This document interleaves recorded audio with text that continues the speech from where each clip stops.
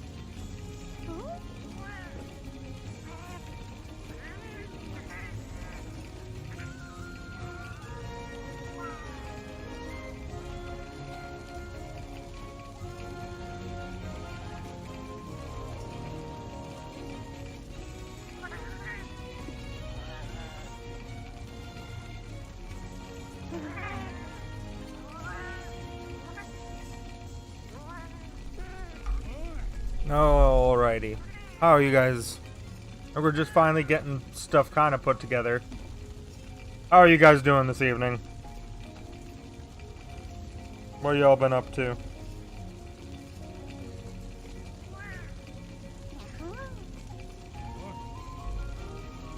I'll be getting underway here in a moment.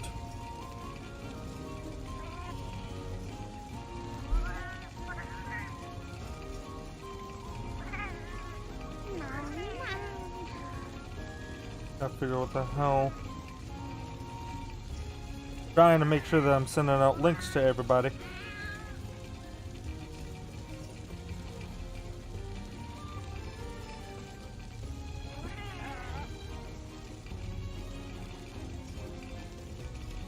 I have played this game a little bit before, but It was very little and it was several years ago. I open up this screen and I think this is the beginning. I am still a little unsure.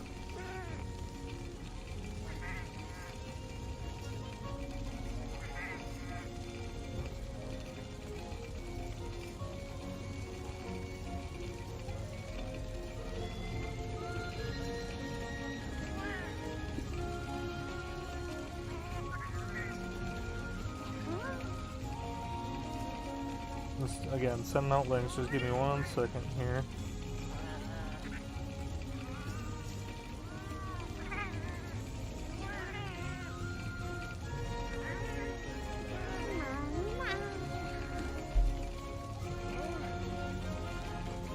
I'm still a little unsure as to exactly what the hell's going on. Here's the audio for the game if you want that. Because that's something that's... Yeah, there's your audio. There's your audio for the game. There you go. Like, what the... Just immediate, like... What the fuck? Are we good?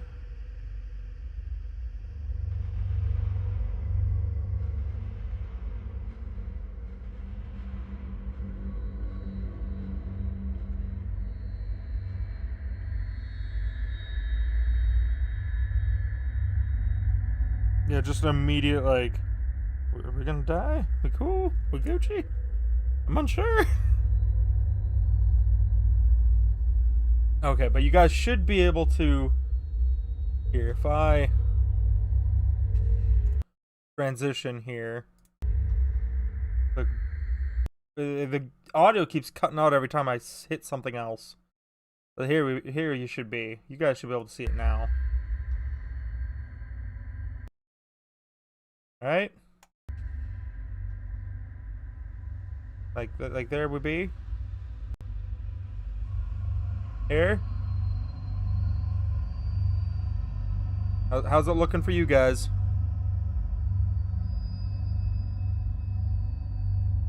We're gonna get underway now. Cause yeah. I opened it up and here we are. Y'all can still hear me okay? Everything good? Everything Gucci? The side of the frickin' audio keep dropping out. It's weird that keeps happening. Yeah, this is Buried. I don't know what the hell to think or say or do about it. Called Buried. Interactive story. I guess, yeah, I don't know that much about it. Like I mentioned, I played very little before, and it's supposed to be like a one-time all the way through thing, but fucking I don't I don't know what's going on.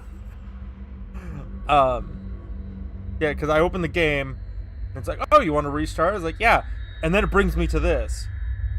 But I didn't want to start from where I had played before. I wanted to start anew. And it brings me to this screen, and I guess interactive story, you have to make decisions. Oh. But before we get too far into this, I see there's one of you hiding there. How are you doing today?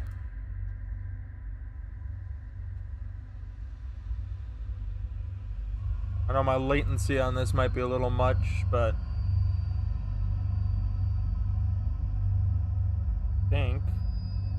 think we're a go, right?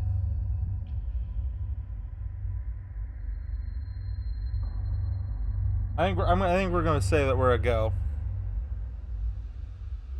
No time like the present. I'm already like 12 minutes late before starting this game. Sorry, I had to eat. But yeah, let's get into this. I open my eyes and the first thing I want to do is scream. I'm flat on my back and everything seems to hurt. The trees overhead look familiar. It's clear night sky, almost beautiful. Except for the fact that this means that I've been out cold for at least 6 hours. But there's something wrong. I don't remember what, but something happened in my head. My God, my head hurts. and a ringing in my ears. Was there an accident? An explosion, I think. I remember Dennis screaming, but after that, I can't remember. As I sit up, I notice that my hard hat has been thrown off. I look around the area, but it's not here. It feels strange to go anywhere without my hard hat.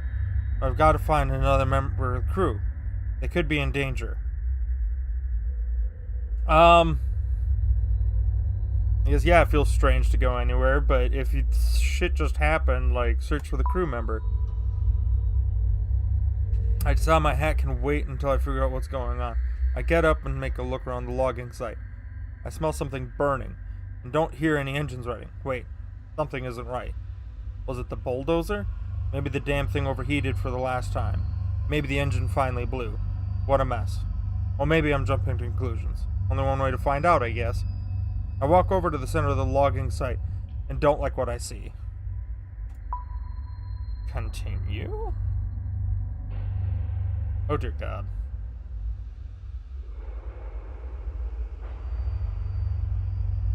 The logging site looks like a bomb was detonated right in the center. I don't know where to start. The one load we've managed to stack on the truck for the day is overturned. The trailer bent and the logs hanging off the back. Where the hell is everyone?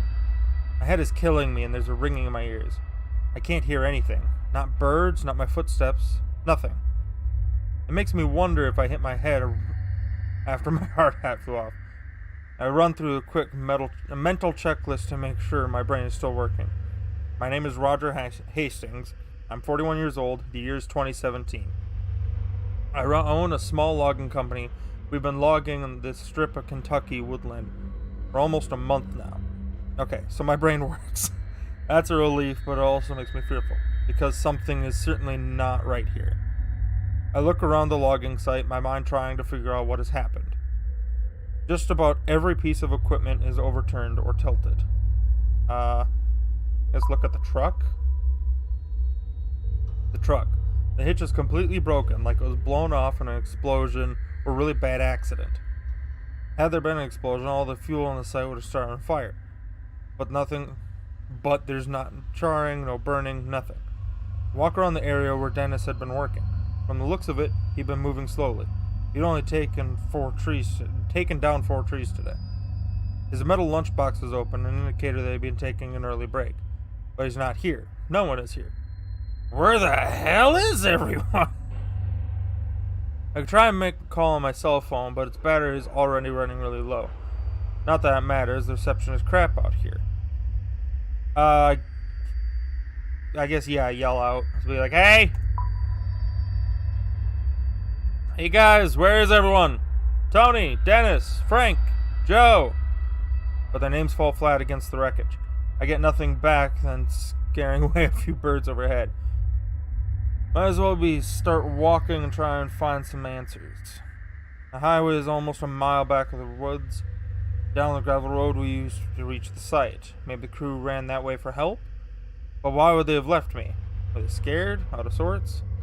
Maybe I can catch up with them. But with the truck turned over inside, it looks like I'll be walking. God, I can't even remember what I was doing before waking up on my back. Wait, what the... Underneath the bulldozer? Oh my God, it's a leg. It's either Tony... It has to be either Tony or Dennis. A dozer looks unstable, like I might roll some more. Might not be safe to get close, but at the same time, I can't leave him there. No, go check him out. Hey, are you okay? You alive? Skip over the stray logs, wrecked equipment to get closer. Seeing the dozer teeter makes me think I should have grabbed my hat.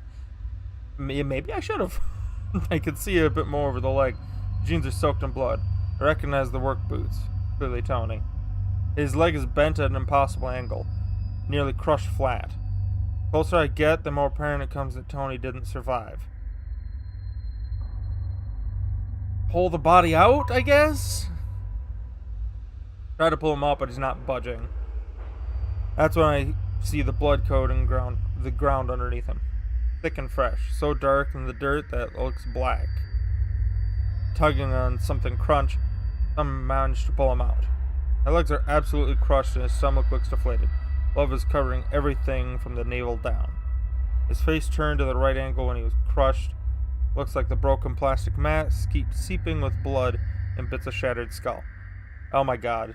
I can't believe this. I have to turn away. Well, if you see a dead body like that, of course you're going to turn away. That's when I hear a deafening creaking noise. I'm bashed in the head from behind as the bulldozer shifts lower to the ground.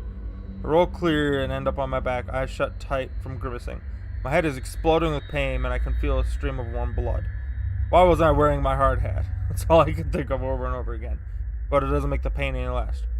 After writhing for a few minutes, I finally pull myself up off the ground. Can't stay here. I have to find Dennis, Frank, and Joe. I have to find out what happened here. So I should have grabbed my hard hat. I wouldn't have been busted in the back of the head.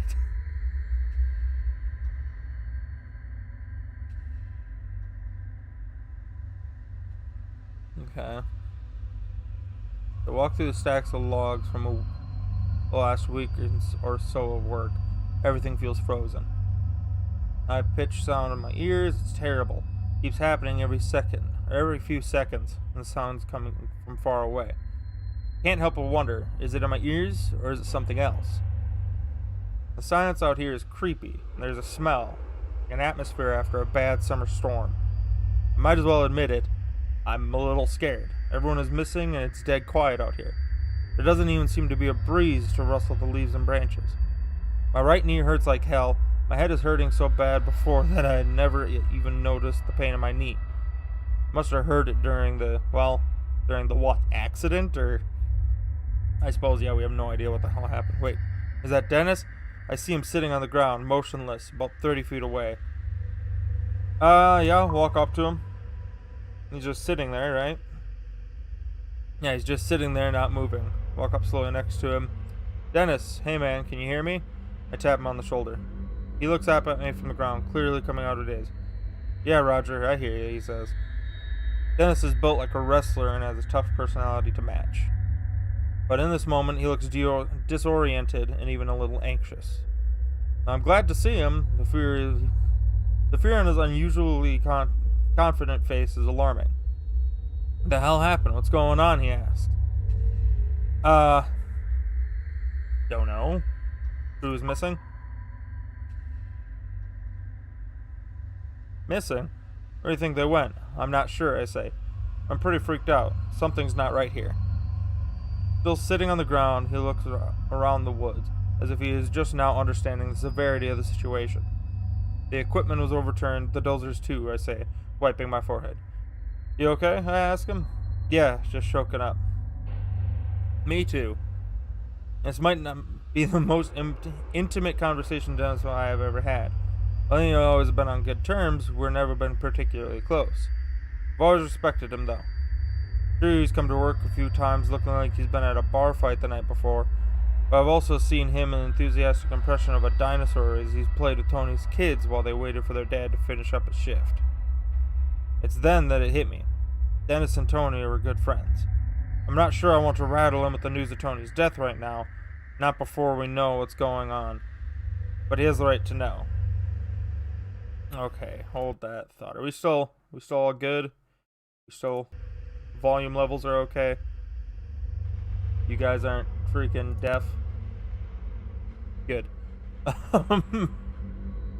Yeah. Dennis and Tony were good friends. Yeah, you should probably tell him. I'm thinking you should probably tell him.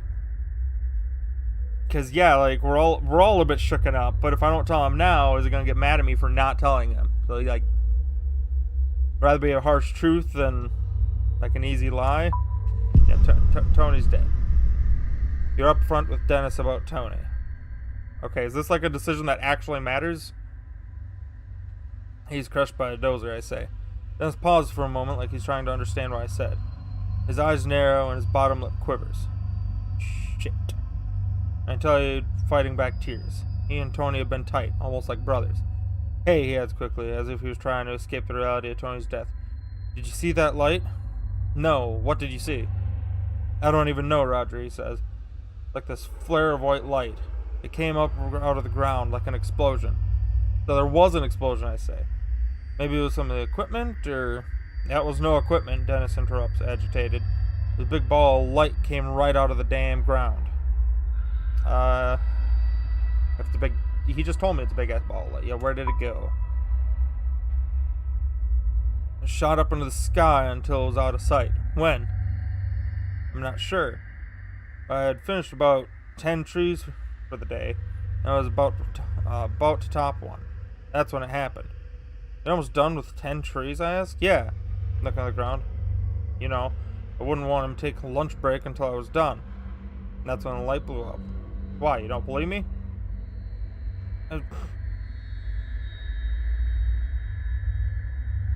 Yeah, I believe you. I don't know. I'm not. You believe Dennis's story. I don't know much about logging. I have no fucking idea. He said, I think to myself, there's no reason to lie about it. My God, are you okay? Yeah, I'm fine, he said. Audio cut out there, I'm sorry. If I'm being honest, it scared me pretty bad. And if it was all the same to you, I'd rather get the hell out of here. We both stand up and start heading towards the road. As until we were moving, I noticed Dennis is wounded. Right side is coated in blood and red seeping from his blue work shirt. And it splatters on it here and there. There's also a very large splotch that makes me worry. Yeah, you okay, bud? Good? I've been better. I don't know how much longer I can stay on my feet, he says. What happened? I'm not sure. Must have gotten thrown or hurt somehow from that light. Then I notice that a strange ringing is still filling the air. Hey, I say, stopping. Do you hear a high-pitched ringing noise every once in a while?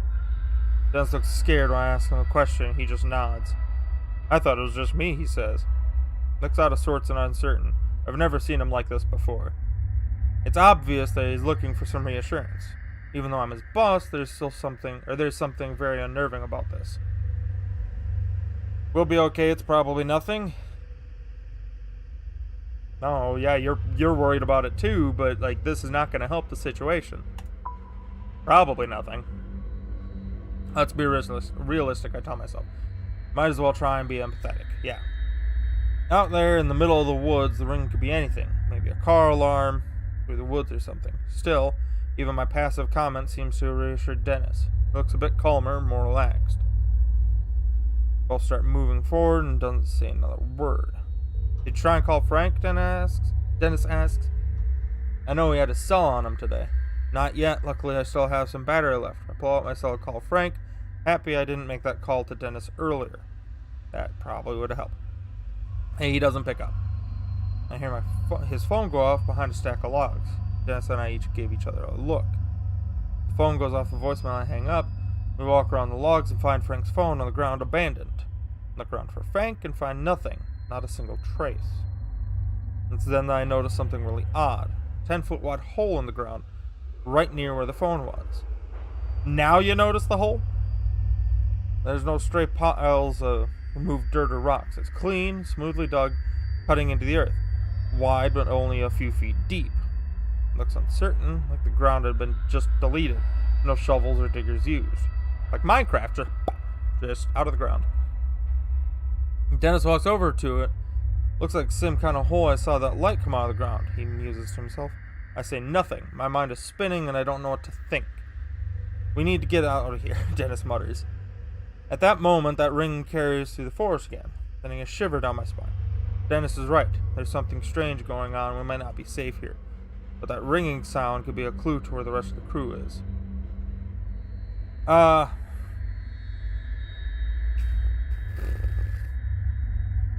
Get out of here or check out the... I'm gonna say check out the sound, I guess. Check out the sound. You said check out the sound. I'm gonna regret that, aren't I? Something's not right. There's a mechanical noise like that. Do you think someone is out here, he asks? Maybe. I think we should at least check it out. They might need some help. I might be able to help. You go ahead. I'll be here waiting for you. Better hurry, though. Dennis doesn't look like he's in a single shape to be transferring about the forest. But we need some answers. I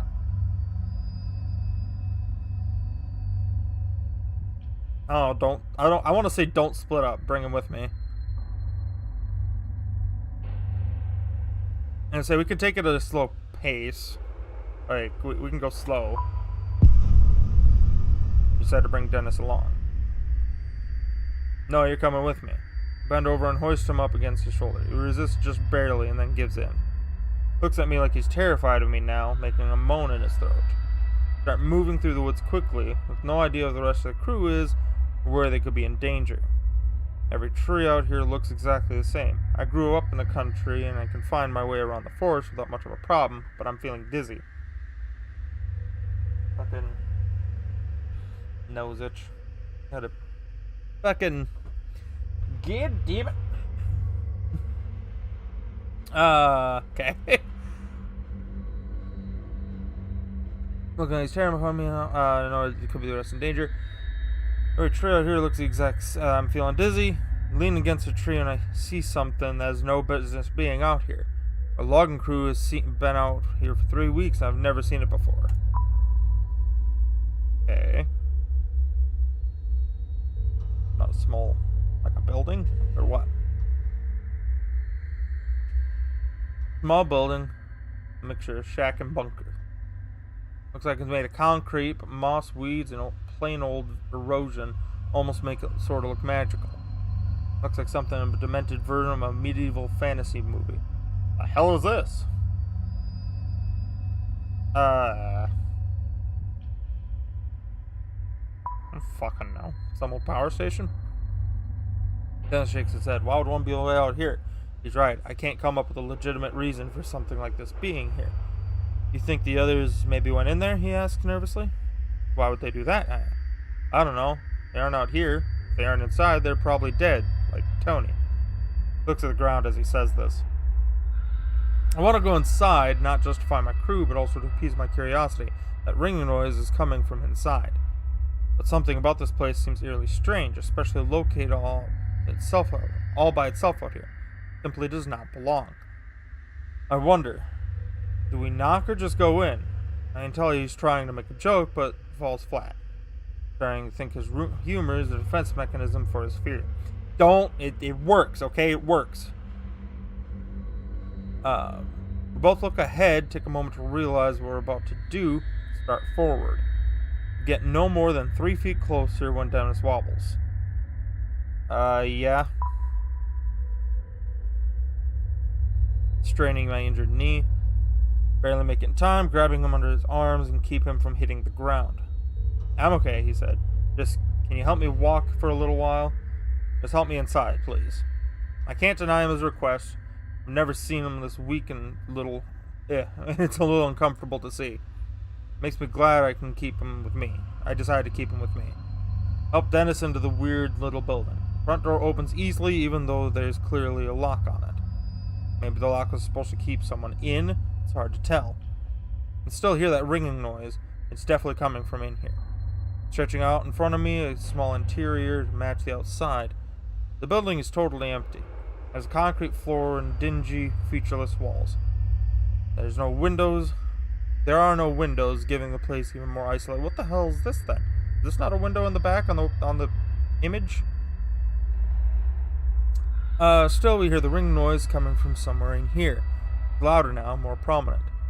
The interior seems confined at first, but a small set of concrete steps leads about 5 feet down, revealing a corridor. Are we good? Should I be concerned? I think the audio's still fine. If I can hear it, you guys can hear it, right? Alright, continue. Are we gonna go down this corridor then? Yeah, I don't like that. Don't like that. I don't like that.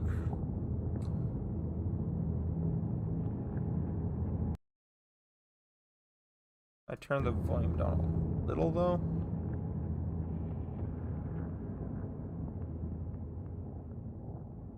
I'll turn the volume down just a hair for you guys. Massive corridor, in fact.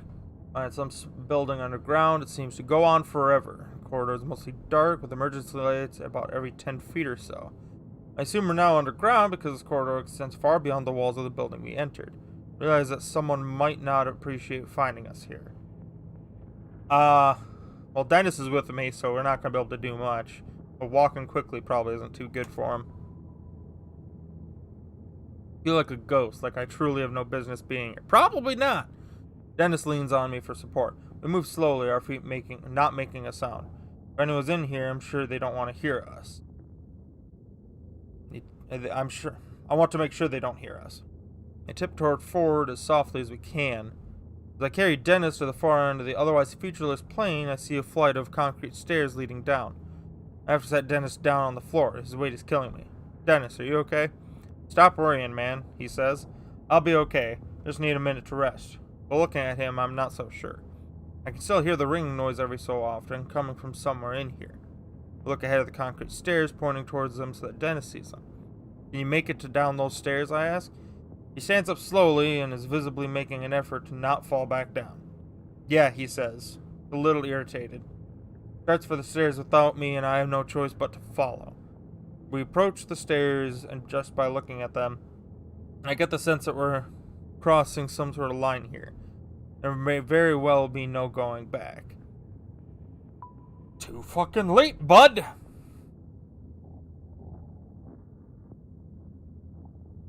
Nah, I don't like these stairs. What's that SCP with the stairwell? That's what I just popped in my head. As I head down the stairs, I notice that I look aged, and the damned ringing noise somewhere below, louder than ever. I feel like I'm walking down the cellar of a haunted house, the light becoming scarce as the stairs take a slight turn. I can feel the temperature drop. Dennis makes it a few steps down before he is leaning on the wall, his breathing like he's just finished a marathon. Give him a hot second. Let's take a break, I say, putting my hand on his shoulder to help him steady him. Dennis lets out a sigh. Thanks. I don't feel too great, boss. As we both squat down on a stair, my mind seems to lock on an unknown fate of the rest of the crew. Frank is married, and I've met his wife a few times. A nice woman with a huge laugh. My heart sags a bit as I realize I might not ever get to hear him belting out the classical rock tunes during lunch break. Joe, well, I don't know too much about him. He's 22 years old and is considering community college. His folks are deadbeats, so he's been providing for himself since the age of 16 or so. Maybe I could still find them and get them. I can't English today. Maybe I could still find them and still get to hear Frank sing in his deep baritone voice after a few too many drinks. After a few moments, Dennis says, "All right, let's keep going." We both stand up, leaning on each other. I have to make Dennis stay behind me so I can stick my foot out underneath the next step. Reach the next step. Can't help feeling like a child as a very powerful feel seizes me. I'm expecting a monster to reach out of the darkness, slicing into my throat. After what feels like forever, we come to the bottom of the stairs. We're closer to that ringing now. The door sits securely in the wall and looks just as out of place down here as I feel. A sliver of light is seeping through, illuminating the area. The door looks like what has a panel with a lot of labels on it, and labels and lights. Small embossed print on the panel says Level 01 Entrance Gate, Transport Sector. There's a button with no label. Inspect the panel. The panel looks like a diagnostic or alert system of some kind, each label meant to communicate some status. Lockdown engaged, experiment in progress, shutdown engaged. Those all appear to be off, but one of the phrases is slowly blinking red next to it. The only powered light in the whole thing. Abnormal entity breach. What the hell? Yeah, what the hell? Like, I slowly push the door open when Dennis suddenly steps in front of me, taking the lead. Let's go, he says. I want to find out what the hell this place is. As Dennis walks through, the ringing and beeping or whatever gets a little louder. The door closes behind us with a click. I can't help but notice the wobble in Dennis's step lets out a grunt. You sure you're healthy enough to keep going, I ask? It doesn't matter. I don't want to be in these woods right now. He seems scared, something I've never seen before. Angry? Yes. Upset? Yes. But Dennis is never scared. What do you see? Now that he's in front of me, I have no fucking idea. I don't know what it was, boss. Like someone left a radio on crackling. But we don't have any radios at the site. It was, I don't know, like something in the forest was moving. Give him a doubtful look and he casts his eyes to the ground, frustrated.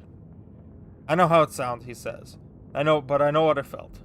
I was like walking into a funeral parlor, feeling death and gloom everywhere. I've been so preoccupied with my own fear that I nearly forgot about the ringing noise. It had become just background noise at this point. We take a few more steps, and now see where we are. Makes no sense. Yet another thing simply seems out of place. Shapes and muted colors of metal are easy to identify, but it just doesn't belong here. End of chapter 1, I guess. Cool.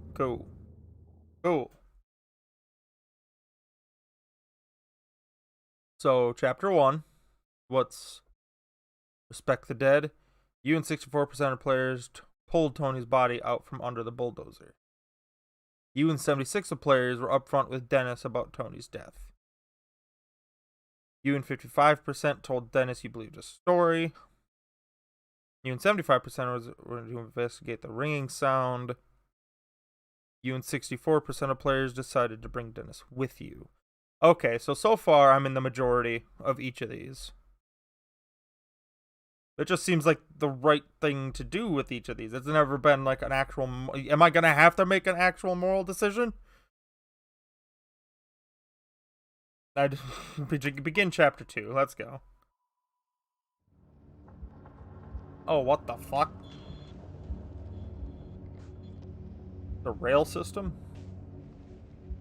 We're standing on a thin platform of what looks to be a fancy subway. The rails look well used, but not old. The small overhead lights seem very dim, as if they were running on emergency power. The dim overhead lights are a blessing, but the size of the space makes me feel vulnerable. Staring ahead, the tunnel seems to be endless. It's almost dizzying.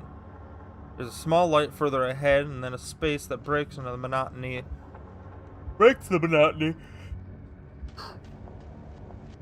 Why am I so fucking tired? Breaks the monotony of the tunnel's curved surface. Another platform, maybe. Why are we in a tunnel system? Ask Dennis what the hell you think it is. Looks like we're waiting for the D train, says a dead sound and crackle. Also, the ring noise is louder down here. More solid now, and there's some other sound. Like a faint hum of machinery. What's your take on this, boss? Think we're safe here? Dennis asks. Not at all! This is what I think to myself, but I don't want to let Dennis see what I'm rattled. While he seems to be limping along much better than when we first stumbled into this place, he's still in rough shape. I'm leading him here, but I should probably make him feel confident in that. Yeah, we'll be fine. I don't think we're supposed to be here, but yeah. You reassured Dennis. So that's what those are. These are like it's keeping track of what I say or do to compare to other people. We're too far in to go back, I say. Besides, if we're caught trespassing, I'm pretty sure we'd slide by. Or, if we get caught for trespassing, I'm pretty sure we'd slide by. We're good. You're in pain. We've got to find the rest of our crew. They still be here somewhere. Dennis nods and looks assured, albeit weak and miserable.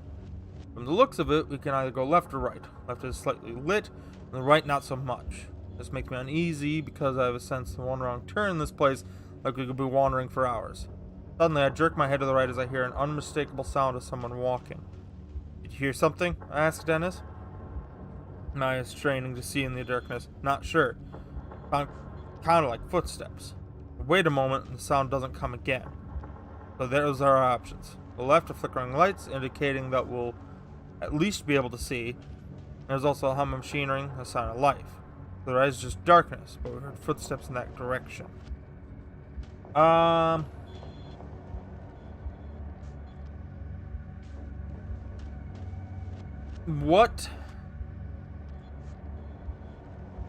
What do you guys think? I'll give it a minute here. What do you guys think we should do? Left or right?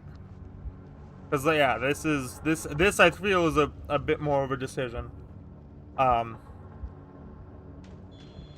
Really, what I would decide is just to fucking stay there and wait. But yeah, you guys in the comments or in the chat, tell me, what do you guys think we should do? What do you guys think?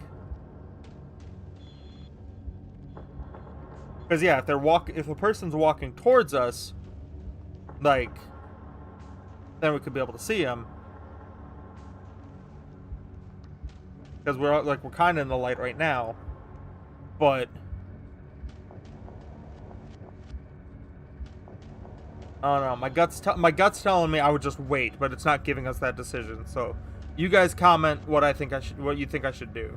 What do you guys think? Left or right?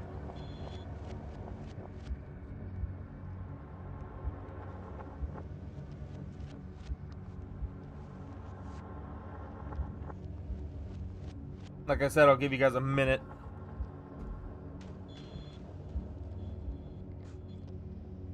Yes, thinking left or right, because again, right is the darkness with the footsteps, but left is the machinery with the lights. I'm not sure. I think what my gut's telling me, if I have to make a decision, is actually go left, because if we go right, that could be so we know there's someone there. We don't know who that is. And at the lights, at least if they come to us, we'll be able to see who they are. I'm thinking left, but what do you guys think?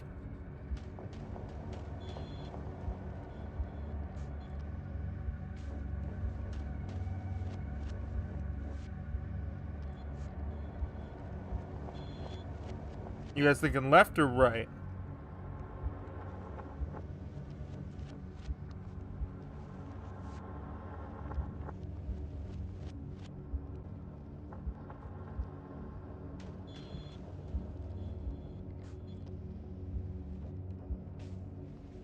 No one's gonna step up to the plate. I'm thinking we're gonna go left then. I'm gonna say we're go left. You gotta decide to go into the lights, yeah. Seems smart to stay in the lights, left it is. Continue.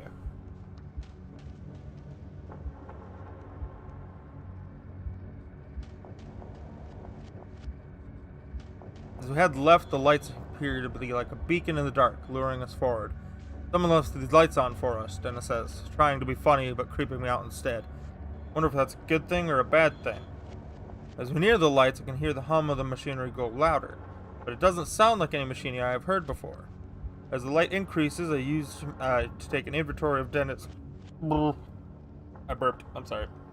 I use it to take an inventory of Dennis and his condition. While the bleeding seems to have stopped, the amount of soaked in his pants and shirt is beyond alarming. How much further can you walk, I ask him. Can you keep going? Yes, Dennis says. Let's walk into the deep tunnel that no business being here. Now fully stepped in the light, I notice that the sound of machinery is coming from the area on the left, is protected by a guardrail. Wisps of blue light dance on the walls as they leak into whatever is below. I also notice a sign posted that says, "Danger, severe radiation poisoning threat." Yeah, stay back and move on. No. I don't want radiation poisoning.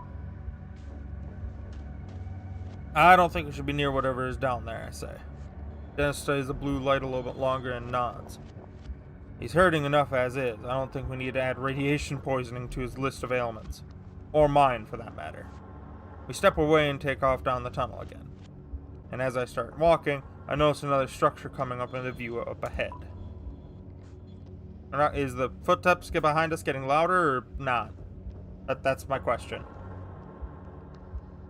So we've actually come into like a subway or like a landing. We reach another platform.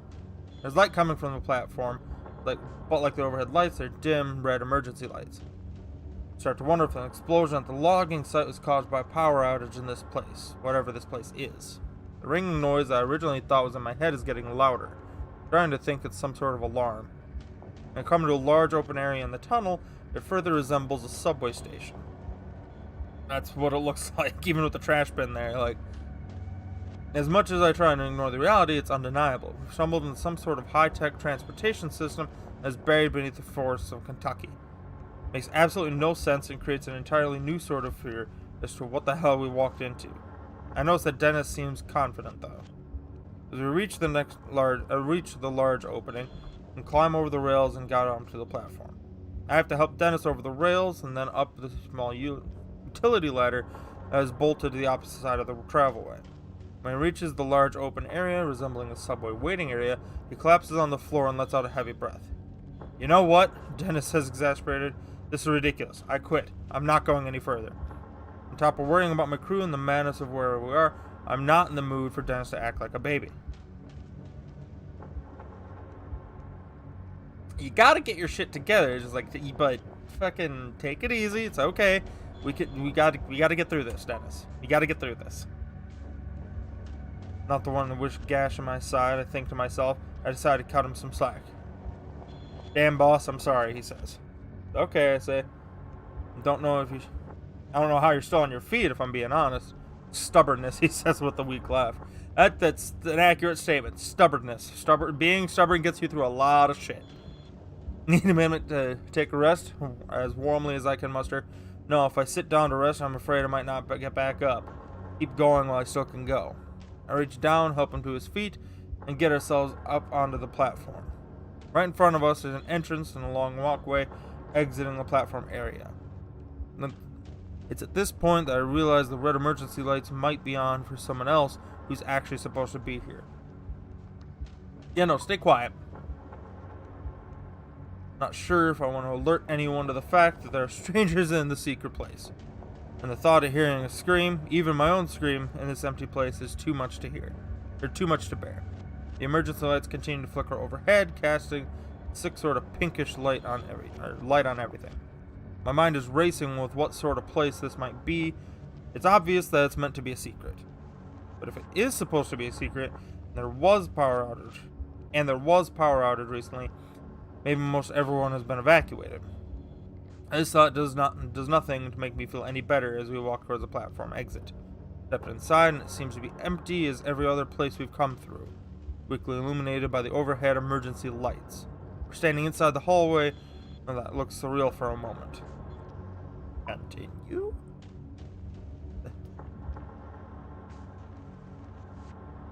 What the fuck? Okay. The hallway reminds me of a hospital wing. There's something not quite right about it. The first clean and tidy area I've seen since coming into the woods. Looks like we've been recently in use, despite the dim emergency lights overhead. The chairs against the wall and floor look well cleaned, as do the walls. The ringing noise is definitely coming from here. The small flashing red lights along the ceiling seem to flash along with it. That ringing noise is an alarm, I say, if only to confirm my own thought. But for what? Dennis asks. And then he asks the question that's been on my mind since we found the little building in the woods. The hell is this place? Yeah, what? Like, we're in the woods. There's like a little power station, then a subway, and now whatever the hell this is. My first thought seeing this was like, is this a fucking hospital wing? Does that look like a hospital wing to you guys in the back there? I know the words and everything sounded blocking it now, but we exchange a look that speaks volumes. Reach the end of the hallway and hear a sound like a large metallic grinding. It is followed by the clicking noises and then unmistakable noise of a generator clicking on. That's not a good noise. Now we can fucking see, but now you also see why I think it's like a freaking hospital wing. Without warning, the facility jolts to life. The red glow of the emergency lights is suddenly replaced by bright white fluorescent ones. A mechanical hum is oddly comforting. Somehow, the power being back on urges us on. It doesn't notice the ringing has stopped. So it had been alarmed, but for what? Just the power failure? We head down the hallway and electric hum and lights sounding eerie overhead. Other than that, the place is dead quiet. The hall is about 100 feet long with two main doors. One door opens to a large room that looks like a conference room with a whiteboard and papers strewn about. Across the hallway is another door that looks like a laboratory of some sort. Dennis slumps against the wall in defeat and lets out a scary sounding chuckle. Something funny? I ask as the dark and brooding panic starts to grip me. Dennis just keeps chuckling as he slides down to the floor. I'm just gonna sit here while you look around, he says. There's a look in his eyes that reminds me far too much of the dead animal on the side of a road. He's not getting back up now, is he? He is not getting back up. Enter the conference room or the lab. I don't know if it's going to make a difference. Conference room, I guess.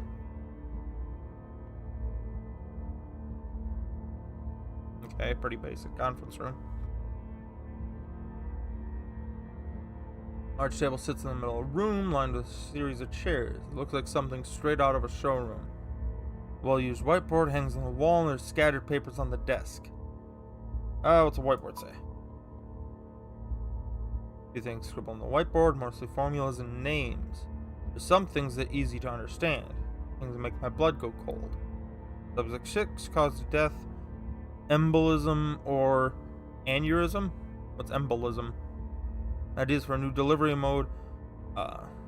Spherical liquid. Induced comatose state first. Paracore company equal possible plutonium supplier. Yeah, now look at the papers. Most of the papers are printouts of codes and equations that go way over my head. There's also handwritten notes that don't make me feel any better about our situation. I read through them and see some scrawled notes. Things like, last experiment failed, overdose before transport, levels indicate cellular catabolism, more lead shielding for export suits. Measurements makes no sense. Barksdale, no possible Higgs. Okay, what the fuck? Outside in the hallway, I hear Dennis grunting. Head out of the room and see him still seated on the floor. I don't get very far because as I exit, a man comes rushing around the corner with an automatic rifle in his hand. Oh, this was a mistake. Back in the hall.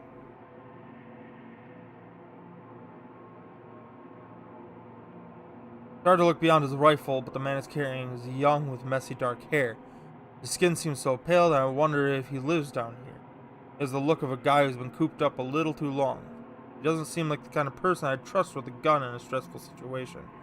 As he sees us in the doorway, he screams and brings the gun up. It's aimed directly at my head. You fucking put hands up in the air, don't fucking shoot. Put my hands up in the air, surprised at how natural it feels to go into the surrendered state. Maybe it's because it feels like a dream. Maybe it's because I feel like I'll snap awake as the maniac pulls the trigger. Who are you or how did you get here? The man asks harshly. Before we can answer, he continues speaking. I don't recognize you. If you're here, you would have had to sneak by the security mics in the entrance wall. What? Unable to think of anything else to say. Who are you? Did you do this? The man's eyes on both of us, and I see something in his eyes that unsettled me. He is scared, but there's something else. We're just loggers, yeah? Tell him the truth. Just for a minute, he says bullshit. For some reason, I'm pretty sure he knows I'm pretty sure he knows I'm telling the truth. Someone knocked the power out, the man says. Back on now, and if it's out long enough, well, we're in a heap of trouble. Was it you? Who sent you? Look, we don't know what you're talking about. Something happened out in the woods. Are you alone? Are there others with you? The armed man asks, thrusting his gun in my face. How the hell did we get in this situation, I think to myself. If only I had left that damn ringing noise alone, we wouldn't be here. Fucking, I'm curious. Curiosity kills a cat. And I'm not a cat. I'm not really sure we want to give this guy information yet. We don't know anything about him. Then again, he might have answers. We're looking for our crew? Just tell him the truth. Just keep telling him the truth. Other crew members we can't find. I say, your crew? Seeming confused. This man thinks that we're nuts. There's no telling what he might do. The fact that he's a little crazy himself makes the situation even hairier. But how'd you get in here? The man asked. Going down the hall at the subway. Came in that way. The doors weren't locked. His expression calms a bit.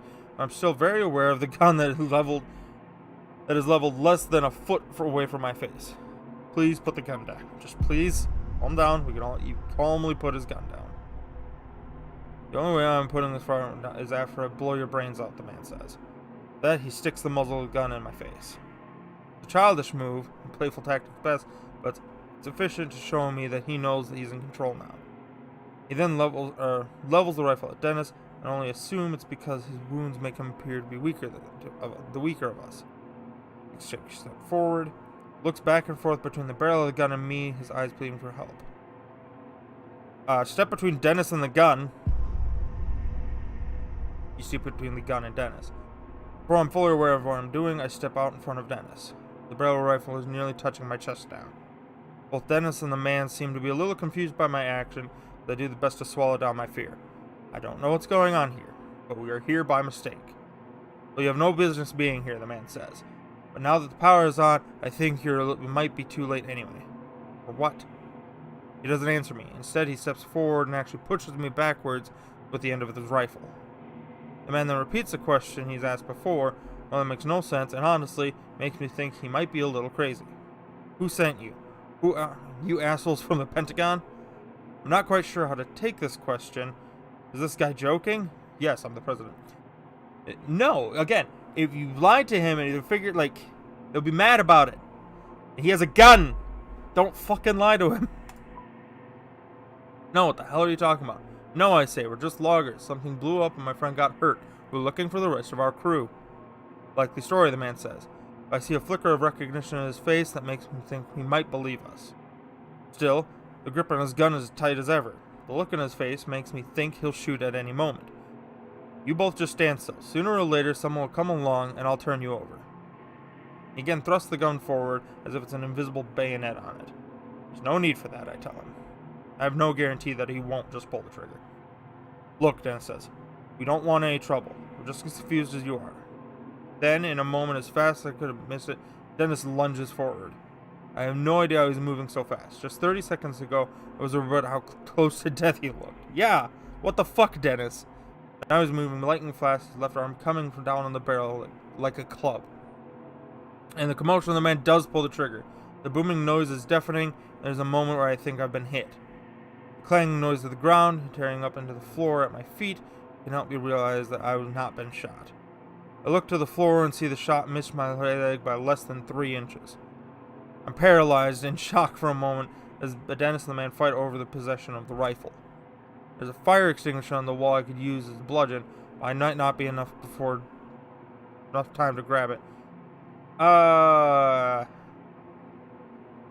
Go up and try and punch the guy. Isn't strong enough to keep him down. Yeah. The barrel of the rifle swings in front of my face, a reminder how close I've been being shot. On my knees now, I deliver a hard, swift punch to the man's face. I don't punch someone often. Never, really. I'm not usually the brawling type. Though it is apparently effective. The man's hand snaps back hard and his grip on the gun loosens. Dennis grabs the gun and falls to the floor, completely winded and in pain. Our attacker is immobilized and I can feel a shift in the situation. Yet, although he's basically harmless now, I still feel the need to pummel him. A desire that builds with each second I look at him. And, no. You are in control now. Dennis has the gun. You take it easy on the man.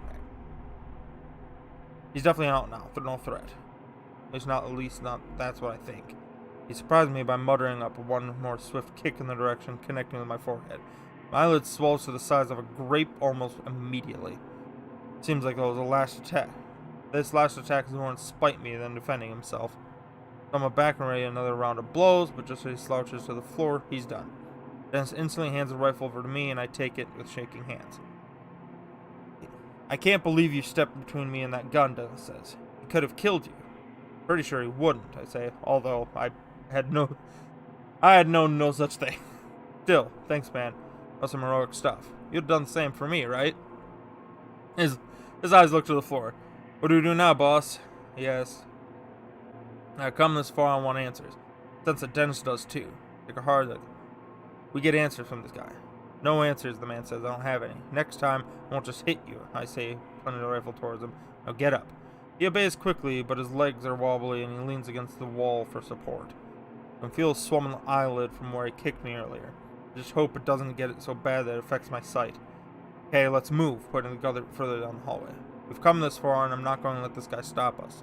Walk down the hallway until we come to the end. A single elevator waiting for us. Its steel siding grows larger than a normal elevator. Okay, we have a gun. We have a gun. We have a gun.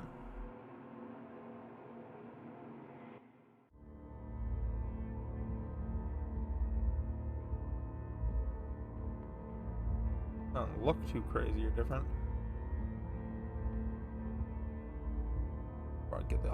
Before I get in the elevator with this guy, make sure it's wise to learn a bit more about him. What's your name? Marcus. Work down here. Clearly he doesn't want to answer, but he gives us a little nod. look for the rest of our crew. Any idea where they might be, I ask. No, he says curtly, not bothering to elaborate. I've got some useful info that we can get out of this guy. I just need to know how to dig it for it.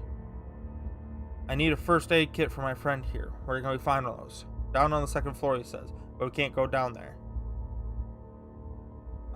What's on level 2? I guess.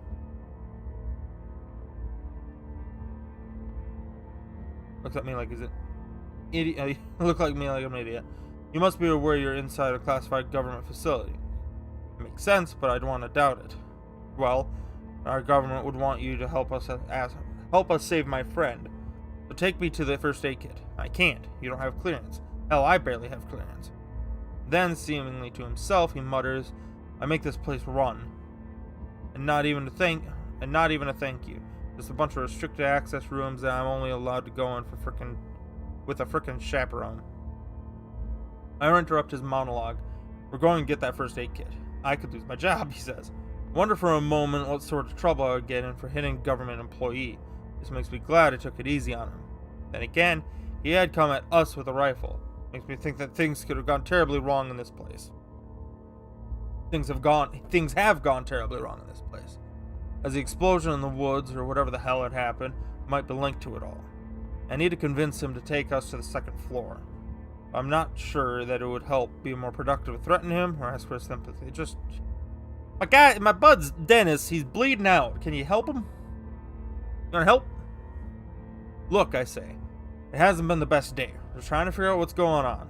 Find our crew to survive. Now this isn't a normal situation down here. I know that this isn't a normal situation out here. It looks like all your protocols have been blown to hell. Can't you help us out? He says, okay. Thank you, I say. Now, with an untrusting stare, Marcus walks to the elevator door, approaching the small keypad of the doors. He punches in a numerical code on the keypad and hear a light mechanical hum behind the steel doors. A few seconds of angry glances and frightening sneers from Marcus, the elevator arrives. Steel doors open with a whisper revealing the interior.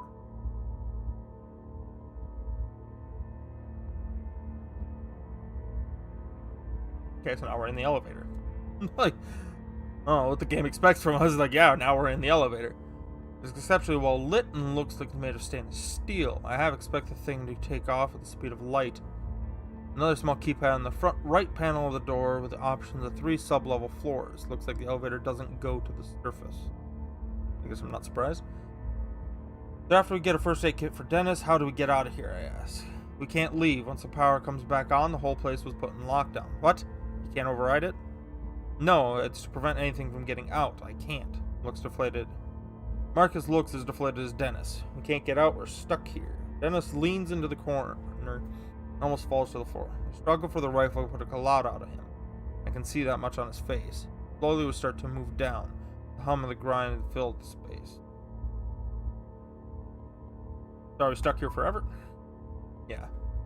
I don't want to escalate the situation. So, like, antagonizing him with saying, well, what can you do? Like, no. He scowls at me. I think it's a fair question. Yeah. Doesn't seem unreasonable to assume he won't be able to get us out. To find some of the access codes, they'll be begging for me to figure out how to lift the lockdown. These people think they're brilliant, but some of them can barely turn their computers on without help. The top coder in my class at MIT. English is hard, okay, guys. The top coder in my class at MIT, and I'm stuck living underground, helping idiots who don't even trust me with keys. What goes on here? Marcus shakes his head. You may as well shoot me. I can't tell you. Why not? Beyond classified, and the things that I don't even cover. And the things I know don't even cover the start of it. What does that mean? He's trying to get irritated. It means that if I wanted to tell you the sort of things done here, I don't know enough about it. And what specifically, is he just an IT guy? And the IT work, yep. Make sure the databases are up and running. 24/7 job. I haven't seen the sunlight in almost a year. Sweet Jesus. One of the staying in the place long might do to someone's mind. I was recruited, he continues. Because of the workload, no one wants this job. I don't really mind being by myself, no family. Plus the IT, it's some crazy shit. Crazy how? This place generates over 100 terabytes of data per day, he answers, getting the slightest bit excited before he falls again.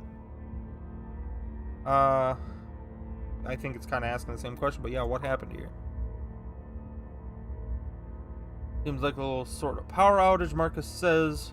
That's all I know. There's an outage, and then what? Things got weird. Bad. Bad how? The whole place seemed to be shake when the lights went out. I was checking the monitors when it happened, and everything went dead. It took no more than a minute or so before I started hearing the screams. People were going to be killed by something. I tried getting the security cameras going again, but they only lasted for a little bit on my backup systems, and that's what I saw. But what I saw, well, I saw on my screens a little bit of time that made no sense. Made me get the gun from the emergency vault. I think whatever it is, it's still down here. Hold on. There's an emergency vault with a rifle in the same room as the security cameras in this place? Marcus gives me a grin, looking nearly insane. The guns are locked away in every room in this place. Just in case, you know? In case of what? Just as he opens his mouth to answer, the elevator comes to a stop and the doors slide open. Marcus is out right away without a word. He makes his exit and heads directly for the glassed-in room that's filled with computer monitors and high-end equipment. Dennis and I file out behind him, trying to keep up. As we do, one very alarming question runs through my head. What the hell kind of government facility keeps loaded guns and emergency vaults in every single room? That is a very good question. End of chapter 2. Been playing for just an hour and we've got two chapters already. Where are we at? Curiosity. You and 39% of players obeyed the warning sign and stayed away from the glow. Selflessness. 64% of players stepped in front of Dennis to protect him from Marcus. You and 65% of players went easy on Marcus after he surrendered. So I'm still kind of in the majority, but why was everyone deciding to go look at the radiation? Why? That's my question. Why? Because I'm in the minority in this one of staying away from the glow. I feel like that would be that's a big thing. Is like otherwise it wouldn't be this. It would just be the regular any of the other decisions. But if this is a decision that made a lot of importance, that's why it's here in the end of the list. Like, would the game just be over then? You get radiation poisoning and die. I don't know that much more about radiation. I'm sorry, I hit the mic. I don't know that much about radiation poisoning, but fucking, like, how bad would it be? How are we doing here? Audio cut out again. I'm sorry. We follow Marcus into what I can only describe as a control room of sorts. There are countless computer screens, some of which are obviously from back on from being shut off. Everything looks extremely complicated. The screen's filled with code and data to what was previously, obviously, a security system. Reminds me of the integrated version of the operations center. Is just about every space travel movie I've ever seen. Marcus is running from one screen to another, apparently looking for some, pertinent bit of information. Where's the first aid kit? I snap at him. Marcus stops in his tracks as if he's forgotten the whole reason for bringing us down here. Oh yeah, he says, rushing to the left side of the room. There, he hunkers on the open panel on the wall, what I assume is the emergency vault where he got the rifle. Peer into the open vault. Peer over Marcus' shoulder and the vault is open. It's much larger than it looks from the outside. Partially filled with files of folders called Marked Classified, a few rounds of ammo for the rifle, a peculiar plastic kit filled with syringes, and a locked black box. Marcus digs around, one of the folders slips open. For a split second, it's open, and see a scanned document with a color photo. The photo looks like shows a male corpse with its guts outside of its body, as if it has been turned inside out. There's only massive swelling in his head, almost like the skull is about to explode. Marcus slaps the folder closed, and then I turn my attention to one of the syringes. Filled with a violet-colored fluid that, with rather peculiarly pretty in color, looks deadly. Marcus finally pulls out the first aid kit and turns around. When I look back in the motion Dennis over, he's paler than ever. Come on, I tell him. But he's not moving from the place on the floor where he sits against the wall. I slide the first aid kit over to him and go scrambling to his side. Between the struggle for the rifle upstairs and arriving in this room, he's faded fast. I struggled to lift his shirt up and then over his shoulders as the dried blood holds it in place. The mere act causes him to grimace. This might hurt a little, as I tell Dennis. He only nods, he doesn't seem to care. Yeah, rip it off like a band-aid. Come on, just let's go. Try to rip off you quickly. Bring the old rip off the band-aid metaphor applies here. I tear the shirt off of him quickly. Plus, I don't feel like we exactly have a lot of time. Dennis lets out a scream of pain and fury. What the hell, man? Sorry, I say, casting the bloody shirt aside for a moment. Wincing in pain, he leans back against the wall and takes a series of deep breaths. His wound is more visible now, although particularly hidden from the blood that was started to clot around. My medical knowledge is slim, basically just a bunch of basics I learned in Boy Scouts. I look over to Marcus hopefully to ask, "You have any training?" "Zero," he says. "Sorry." Just as well, I guess. He's far too concerned with what's happening on the monitors to be of much help anyway. I'm starting to take several rolls of gauze within the kit and wipe as much blood as I can away from the wound at the side. It's even worse than I had figured from the start. The gash is deep and dark. I'm pretty sure it's infected too. Well, probably, but it's only been a couple hours now at this point. Right? He's going to need stitches, that's for sure, but I have no idea how to even start that. Besides, I don't see the tools for it in the kit. The splash of rubbing all around the wound, he responds with a hoarse yelp of surprise, but nothing more. His eyes are locked on me and looks appreciative, but he's also scared. Be honest, Dennis says hopefully. How bad does it look? Think I'll live?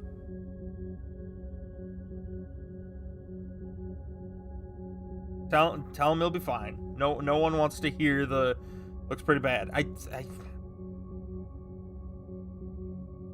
It's possible. It's still possible he can make it. I know it's going to be a lot of pain, a lot of suffering, but it's possible. You'll be fine. It's okay. Used to comfort Dennis. Good to know, he says, because I sure don't feel like that. Well, I'm sorry, Dennis. You need stitches. You've been through hell. I don't think it feels worse. I think it feels worse than it actually looks. Thanks, that's a relief. Won't lie, you're going to have a scar trying to be funny. He chuckles a bit, but there's no humor in it. He rests his head against the wall and closes his eyes as I finish up. Place one layer of gauze against the wound and bind it with medical tape. Then reinforce it with a second layer. No, it's meager, but it's all I can do. Well, if that's all you have. Thanks, Roger, he says, actually managing to force out a smile. Feel a lot better. I think I'll be fine. I'm not so sure about that, but I'm glad I was able to encourage him. Finally, I patch up the bruises on his head a bit, cursing myself again for not grabbing my hard hat. Or on my head. I'm sorry I didn't grab their hard hat. I didn't know what the hell was going on. Look back at Marcus and he's looking back at us, deep in thought. My eyes starting to really swell up there as he kicked me early. Maybe I shouldn't have let him off so easy. Are these first aid kits all that you have in the facility? I ask him. There's something better, I don't know about it, he says. I notice that his defensive posture is no longer there. Something is different now. Just a slight change in his demeanor. He's seen something on those monitors that has him frightened. More than he already was before. What is it? What's wrong? His eyes travel around the room. It's obvious he's trying to decide whether or not to tell me. I get up and look at the monitors. He's pussyfooting around about it. Rather than wait for him, I get up to the screens behind him, seeing if I can find any clues from the missed moments ago. After a few moments, I see a few things that I've been able to comprehend, hidden in the complex information on most of the screens. On one screen, I see that it looks like a power meter is slowly climbing upwards. A single message is flashing beneath it. It says, "Unexpected power failure, foreign entity." Another message flickered along the bottom of a black screen that says, "Safety locks on level 3 containment doors engaged. Override?" I still see scenes of a few other screens I assume are security cameras showing hallways and passages from elsewhere in the facility. One of them shows a first level hallway we were just in a few moments ago. Another shows a hallway I don't recognize. The floor is covered in blood. That's good. Just off screen, I see what I think might be a human body, but it's bent in an impossible way. Looks like the legs and torso are somehow merged or melted into the floor. Well, yeah. What's wrong with the systems? I'm curious about this, but we'll get to that in a moment. Places backups for its backups, Marcus said. It's not even supposed to suffer a full electrical shutdown. What does a foreign entity mean? Hoping he has a sane answer. I have no idea. It keeps coming off and on. Whatever it is, it keeps entering, exiting a set of sensors. But what the hell, I ask? Like something happened here? We're still in danger? He turns away, clearly fearing he has already said too much. As bad as that is, the scene on the other monitor that makes my blood go cold and fear spikes levels somewhere near terror. This seems very familiar. It's the logging site. The equipment is unmistakably mine. I can even see my truck. Some of the fury starts to rise up in my guts, momentarily pushing aside the fear. For a moment I consider just tearing into him. A few punches and a shove against the wall, nothing more. I want answers and I want them now. I'm not sure which is to provide more answers. Asking calmly or kicking his ass. This would get them more quickly, but that's not going to... We're all already very agitated. We all need to calm the fuck down. So, question him calmly. Don't beat the shit out of him. Why you been spying on my crew? My anger's prodding at me and I can hold it, but I have to hold it back again. It's near the surface, demanding a release. Part of my job, mine and a few others. Your crew's been watched over since you set up your equipment. Why? Because you're working with heavy equipment. So much digs into the ground, less than a mile from the government facility. I had no idea of that. How could I have known? Marcus gave me the same crooked, trembling smile from beginning to creep me out. Because those things would draw attention to this place, he says. You have no idea how secretive this facility is. Besides, I know that the higher-ups looked into it. Your site isn't on government land. It's shy about 300 yards. Every piece of your equipment is on private property. The timber track you purchased from Mr. Gladstone 2 months ago. Okay. Oh, the private property is the timber track. Okay. So even if I wanted to intervene and keep your crew away, we couldn't have without stirring up a fuss. The fact that someone has so much low-level clearance knows this much about my logging crew is unnerving. It's a little creepy. If you've been watching us, why didn't you recognize us when we met in the hallway? I ask. He shakes his head and exhales, like it's obvious. The cameras have a bird's eye view. I can't see faces, just track bodies and names. So where the hell is my crew? Yeah, so what happened and where is everybody? Also, do you know what the rest of the crew is? I'm doing my best to keep my voice level, even though my impulse is to shout, yeah, I know. I'm mad about it too. Just calm. While you are at the site as usual before the incident, there's been a few hours since I checked, though. They might have come near the facility, or maybe not. I don't know, he says. As casually, like it's not important. While are they inside the facility? You have cameras everywhere, right? Do you see them? Shakes his head. I've been looking all over and I haven't seen your crew. They aren't here. But the lower levels don't have any cameras. Classified. I'm not sure how they would have gotten there, but it's a possibility. I'm still shocked that we've been being watched. Do they know everything about us? I'm telling you, Marcus, the depth of influence in this facility goes deep.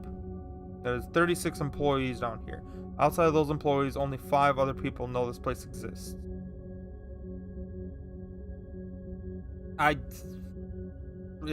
Telling me to ask calmly again. And it's just, we've been so far so good. He hasn't, aside of putting the gun in my face, he hasn't really done much. Yeah, Dennis is fucking busted, but doesn't have another pause to consider that if he should go any further. He actually laughs when he gives me the answer. I honestly don't know everything. Probably very little, but what I do know is that there's more than Black Ops. What does that mean, I ask? There are scientists here who would have disowned their own who have disowned by their own governments because of the nature of their work. You get it now? Okay, so it's a lot of unethical bullshit. Not at all. I don't want him to know about that. You said there are 36 employees. Where are they now? As far as I know, everyone else is gone. Gone where? Points to the screen, still unexpected power failure and cringes. If this power failure is not corrected in time, there's no telling. They're here in the facility somewhere, right? Hoping someone will be able to help Dennis better than I. I just don't know. They could be anywhere. Look, I say, furious with the way he's talking in riddles. I don't... Again. Look over at me, looks like he's pale as a ghost. He stood up and his eyes are locked on a monitor closest to him. What? He simply points to the monitor and then looks away. I look at the monitor and see the logging site. More specifically, I see the overturned dozer and Tony's crushed body several feet away from it, where I'd pulled him out. Tony. The fact that his death seemed abstracted, almost like it happened in some other world or a long time ago. Now that you already told me that he was gone, Dennis whispers, but it's different actually seeing him. My God. Suddenly, something blazes the open door outside. Something blazes by the open door outside. The shape is fast and in shadow, and I'm pretty sure it's a person. Someone else is here, Marcus says, wheeling around. Sounds very happy to discover this, and I try and follow his lead. If something bad happened at the facility, then surely the sight of another survivor would be a good thing, right? We should check it out, he says. I realize this isn't the best moment to leave Dennis after revisiting Tony's death all over again. Someone just ran by the door, I tell him. Hopefully it's someone who can help us. I'm gonna ask him, you gonna be okay? It's fine. Go see who it is, giving me a mock thumbs up. Turn to Marcus and motion us to head out to investigate. Let's be careful, Marcus says. Depending on who it is, they might not be as hesitant to shoot a stranger as I was. I nod at him as I head for the door. Still holding the rifle in my hand, and I don't know if I have the guts to actually use it if needed. With a final look back at Dennis, I run out the second level hallway.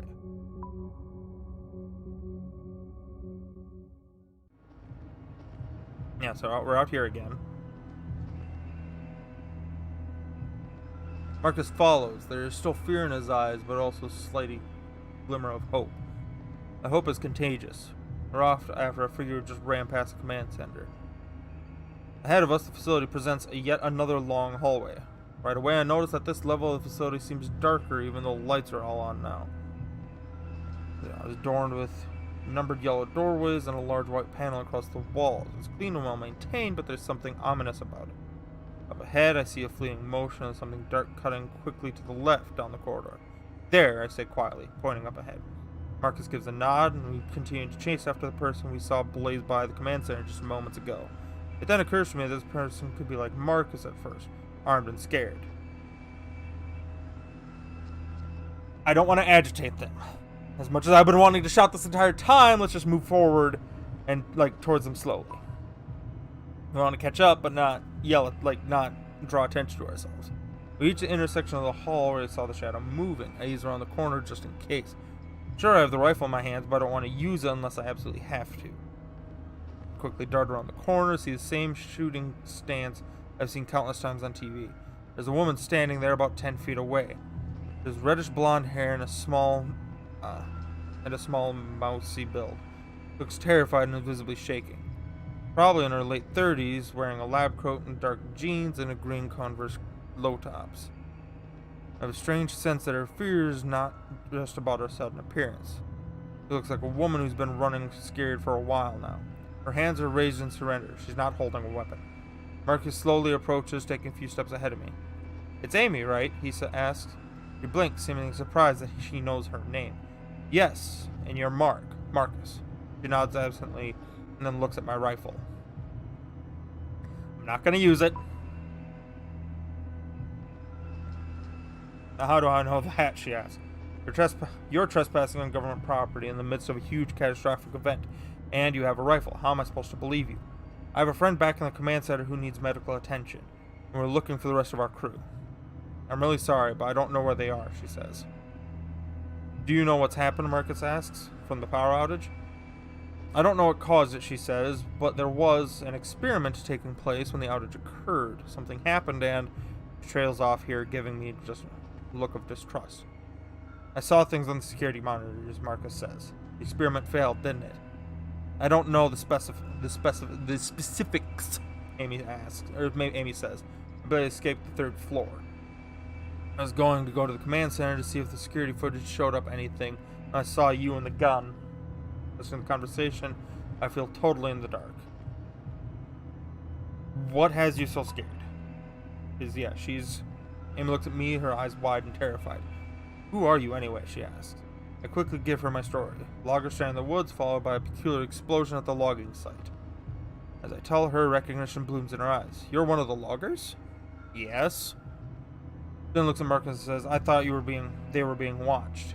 They were, Marcus says. This was the freak accident. There's no proof that they were responsible. I feel myself wanting to submit to all the questions are piling up on my head, but Dennis is waiting for me. And Dennis needs help. Despite my curiosity, we need to get Dennis help as soon as humanly possible. Look, is there any medical help that you can help here? Is there any medical help to be had here or not? Probably, Emmy says. If you don't have, find Colonel Barksdale. He knows where all of that sorts of supplies are. But where is he? Where is everyone else? I ask. At this, Amy starts to weep. She falls on her knees as if someone struck her from behind. Gone, she says. Some were killed and some were just, I don't know. They disappeared right in front of me. How the hell do you just disappear? Yes, she answers. So gone here 1 second, gone the next. Just snaps her fingers together. In fact, gone. Excuse me. Something's here with us, Amy says. We're conducting an experiment and all went horribly wrong. Something came through. Came through what? I don't even know that much. An entity. But whatever it is, it's still here somewhere, Amy responds. How could you not know? Don't you have full security access, I ask? No, I have access to almost everything, but there are 2 levels of security beyond my clearance. So, what do you suggest we do now? I'm not sure, she says, wiping the tears away. If we want to find your crew, we need to find Barksdale. He's in charge. Where is he? Down on the 3rd level, in the hangar. Then let's go! Not that easy, looking against the rifle in my hands. Why not? Like I said, something came through and the power went out. There's several of them, all roaming the 3rd level. What came through? All I know is that the others referred to them as entities. Amy shudders as she recalls the horrors she's seen. I don't even know how to describe them.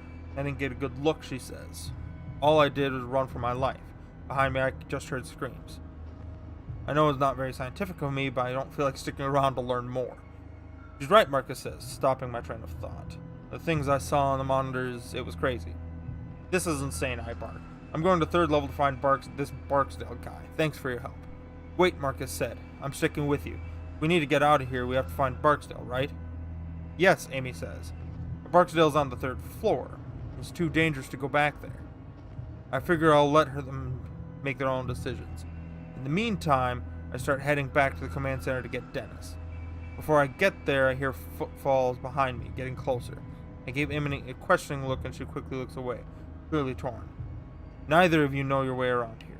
Looking for Barksdale on your own would be suicide. Like it or not, she has a point. Fine. Let's get to Dennis from the command center and head down together. Continue?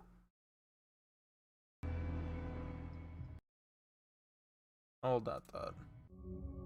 Yeah, back to the command center. Good.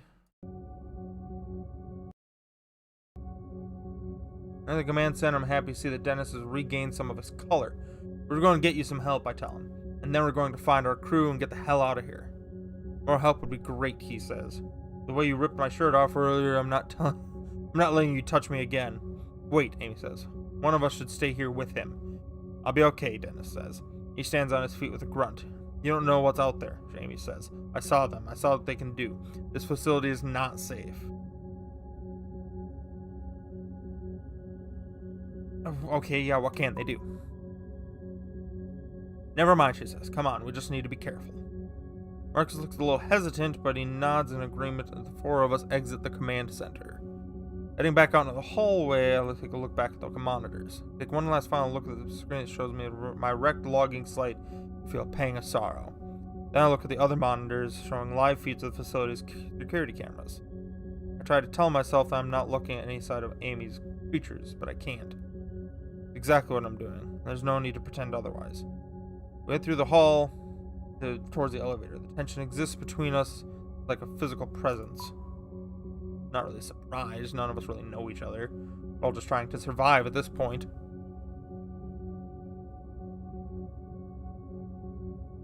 We step inside the elevator and those pristine doors close. Inside the elevator, Amy seems to become much more guarded and distant from us. I assure her that I would mean no harm to her, but I'm also not going to put the rifle down. So you have pretty high clearance in this place, right? I ask her. That's right. What kind of experiment are we talking about? What went wrong? Starts to answer my question. I can tell that there is something of a relief for her as get some of it off her chest. There's been a lot of work on a project taking place here for the last 3 years or so. The purpose is to find out if there's any real viable science behind point-to-point instantiation. Like teleporting? You just call it teleporting. Oh my god, Marcus says. I had no idea. I knew there was some weird stuff here, but nothing this insane. It's really not at all that insane, Amy says. We found our first major breakthrough about 9 months ago. We were able to teleport a live rat from its cage on level 3 to a small lab in New Mexico. The trip took the rat 5 seconds. Are you kidding me, Dennis says. I can tell that he wants to sound as if he's mocking the idea, but he fails. He is scared. Not at all, Amy says. The problem is that the rat arrived, its retinas were detached, and its intestines were outside of its body. Yeah. What does this have to do with us now? We need to focus on getting the hell out of Dodge. Well, about 6 months ago, we successfully made the same experiment. The rat arrived in great health, and this time, in just 3 seconds. So, yes, they did perfect it. Still, one of the things that we need to tweak in order to make the process completely safe is how to figure out how to keep the subject on a straight course. When the matter is being transported, not only are the atoms being unknit and then put back together on arrival,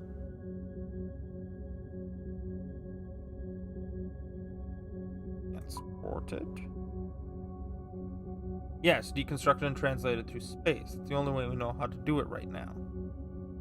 But the issue, as I said, comes to keeping the deconstructed subject on a straight course to the destination.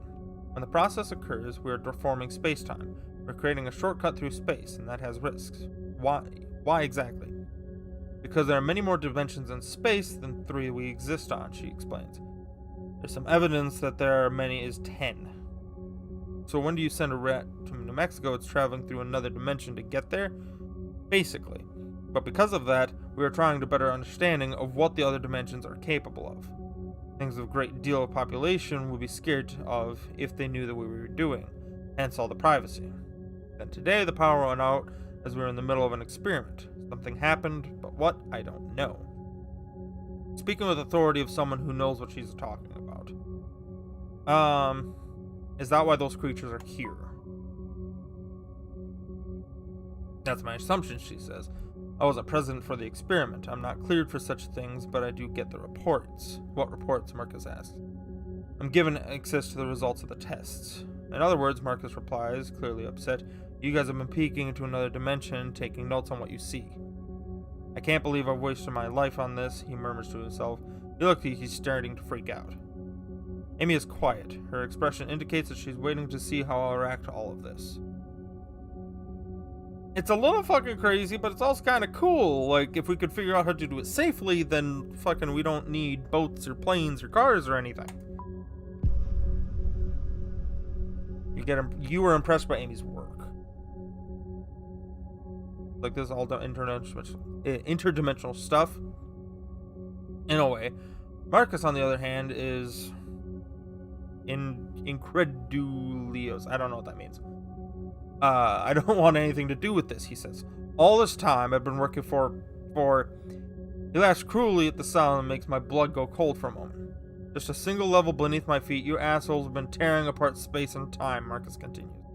When the elevator door opens, I can't get out fast enough. This tension is growing way too thick for my liking. Outside of the elevator, we step out on what appears to be a massive industrial area. The carnage waiting for us is unlike anything I've seen in the upper level. Well, so far there hasn't really been much in the upper levels, so let's continue with this shit show. Oh, that's a lot of blood. That's a lot of blood. The area looks industrial, like everything was built for utility only. I bumped the mic again, I'm sorry. Are we still doing good for audio levels? I think we're okay. Cool. More noticeable than all the blood. Oh my god, I've never seen so much blood. Those creatures must have a field day. Holy shit, Marcus says. Looking like a man who just woke from a very bad dream. There's more personnel in this area that were experimenting went haywire, Amy says. as if the explanation makes it all better. Research all you down here better be worth it, I say. And get moving, we're going to lose our nerve. Amy, focus. Barksdale's in the hangar, I ask. If he's still alive. But yes, that's where he'll be. Then let's hurry, I say. As far as I can tell, Dennis is doing much better, but I'm beginning to grow tired of trying to keep my fear at bay. Between the blood on the floor, the silence of level 3, and Amy's talk of the lab rats, I'm getting freaked out.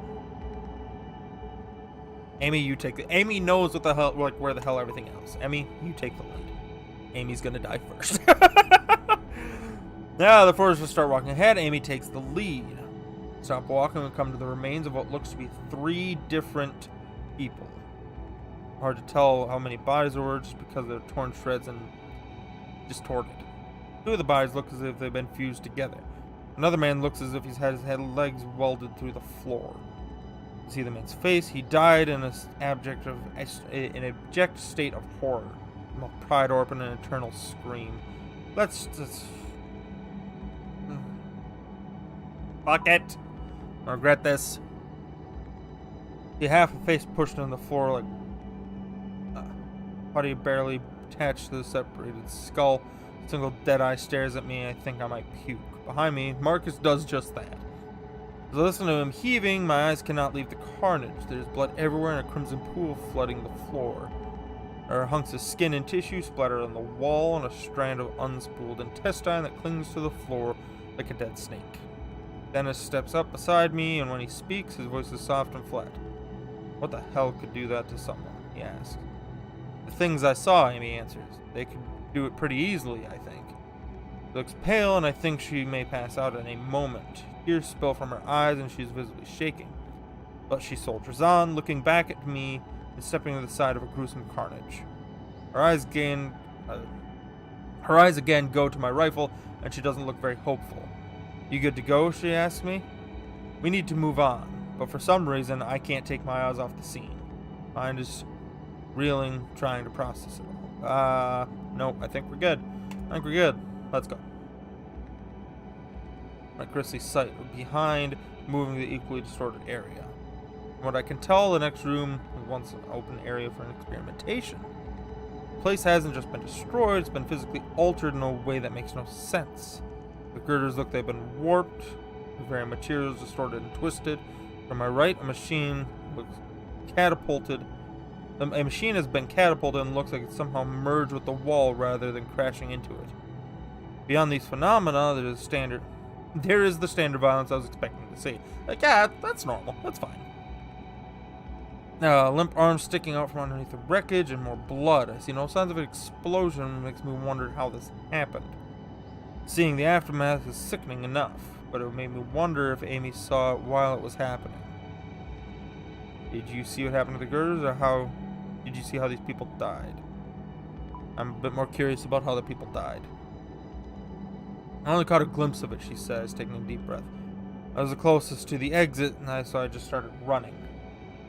But it was like trying to focus your eye on something that was too close. People's bodies just started twisting and turning. And the thing that did this, it looked like she didn't finish. Or she doesn't finish. It cut off and somehow echoing through the facility. It comes from behind us and slightly on the right. I'm not sure what it is, but it makes my blood feel like ice. It sounds almost like static from an AM radio. There's a high-pitched noise beneath it that makes me think... beneath it that I can't even start to fathom. What the hell is that, I ask, instantly clapping my hands to my ears. One of them, she says, her voice in a whisper. One of the creatures. That's what they sound like, Dennis asks. And see he's leaning against the wall, wincing at the noise. I suddenly realize that I have a death grip on the rifle, ready to shoot at the next thing I see. How far away do you think they are? About 100 meters, not far. Everyone seems to take this as a cue to start moving again. We make our round of the office wreckage, the new purpose in our step. We barely make it to the other side of the room, approaching a dark hallway, when another high-pitched noise starts out. This one is louder, closer. We all share a terrified look, and I can tell that Amy is on the verge of losing it. I would be too, just seeing all this shit. I grip the rifle tightly as we head towards the hallway in front of us. How much further to the hangar?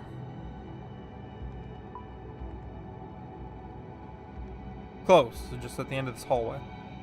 Dennis speaks up, his voice like ice. Why don't we just haul ass then, huh? No one says anything after that, but I can feel the presence of terror around us, pressing in on what new violent gravity. I don't think that running would fix the problem. I'm pretty sure they'd be able to easily catch up. There's more blood!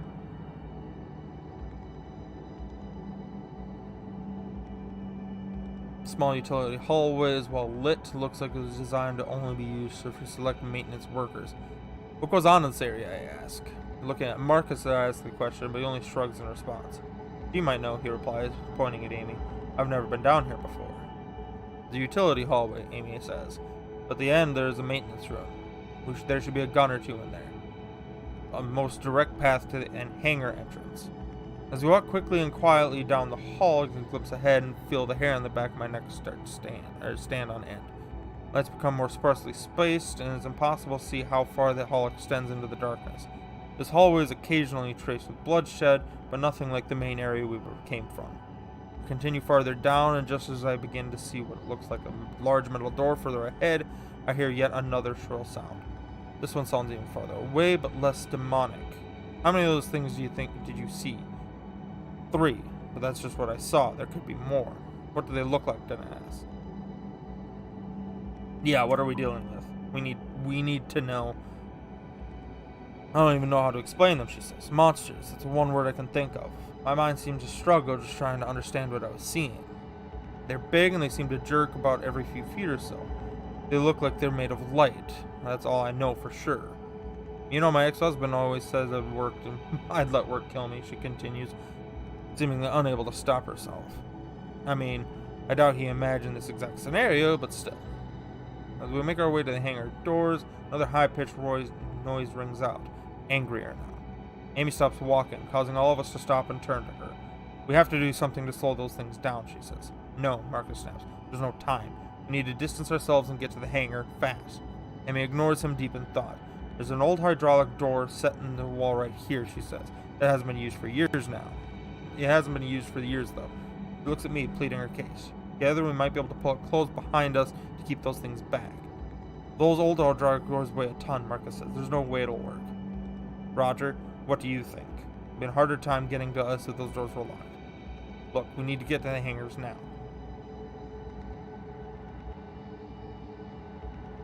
Okay. What are you guys thinking? I feel like this is another one of those decisions where it's gonna dick me over or something. Because I agree, we need to be getting going, but I'm thinking let's stop and close those doors first. I don't know if Dennis will be able to help, but I'll give him a moment. We'll be able to. It'll at least put a pause on it. I understand that maybe it won't do jack shit, but let's get those doors. What are you guys thinking?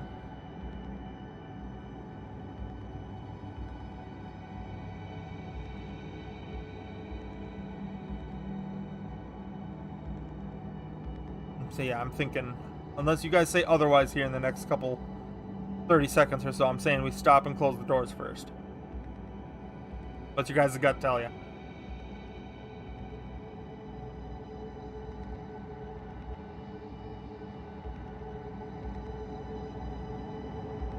Also, how many chapters are there in this? I'm curious.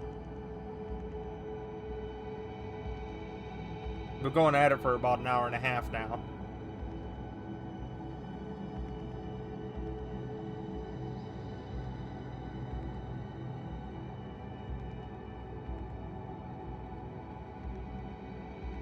Nothing from you guys?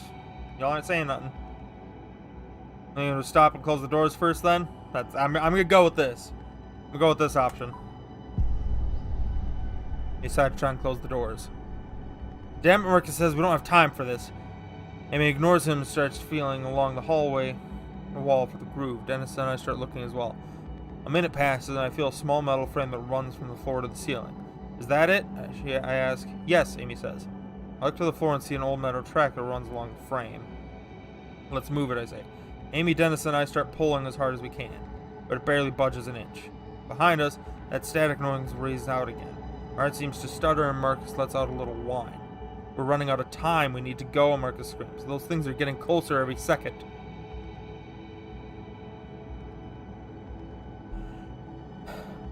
It barely budges an inch. Alright, we tried it that way. Nope, let's go. We're running. Now that's all I ask, says Marcus, while trying to get moving again, still feeling unsure about our prospects. The fact that yet another shrill noise sounds out somewhere in the facility is not calming. And then there are two of them. It's almost like they're calling out to one another. The doors on the hangar sit up ahead in the entrance, an enormous labyrinth. The entrance to some enormous labyrinth.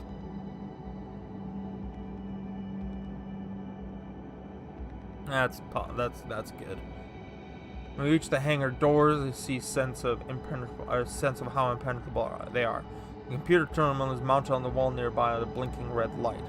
Any idea what this means, I ask? It's an automatic lock, a failsafe from the lockdown, says Amy. I've never been here before, Marcus says. If I had known this door was here, I could have opened it earlier. How? Amy asks. The fear in her voice is more present than ever. From the command center, he says. You need to override it from there first, then use the terminal to open the hangar doors.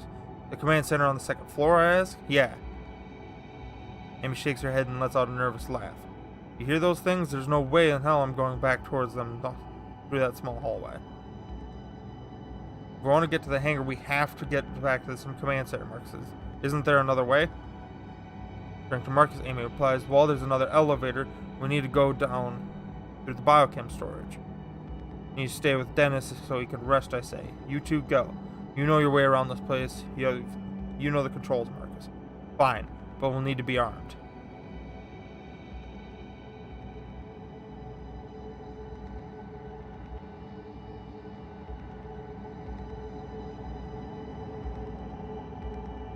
I'm thinking...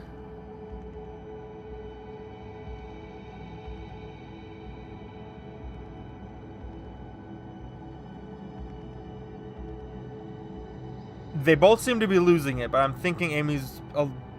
I'm giving the gun to Marcus. I don't know how to feel, but I think I will give the gun to Marcus. You already grabbed it, you give Marcus the gun.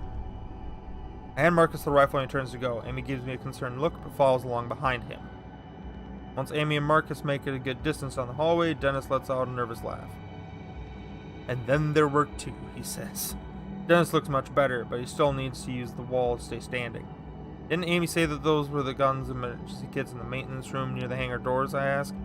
Yeah, I think so, Dennis says, looking exhausted. I look ahead and see a door on the right that reads maintenance. Might as well give it a try.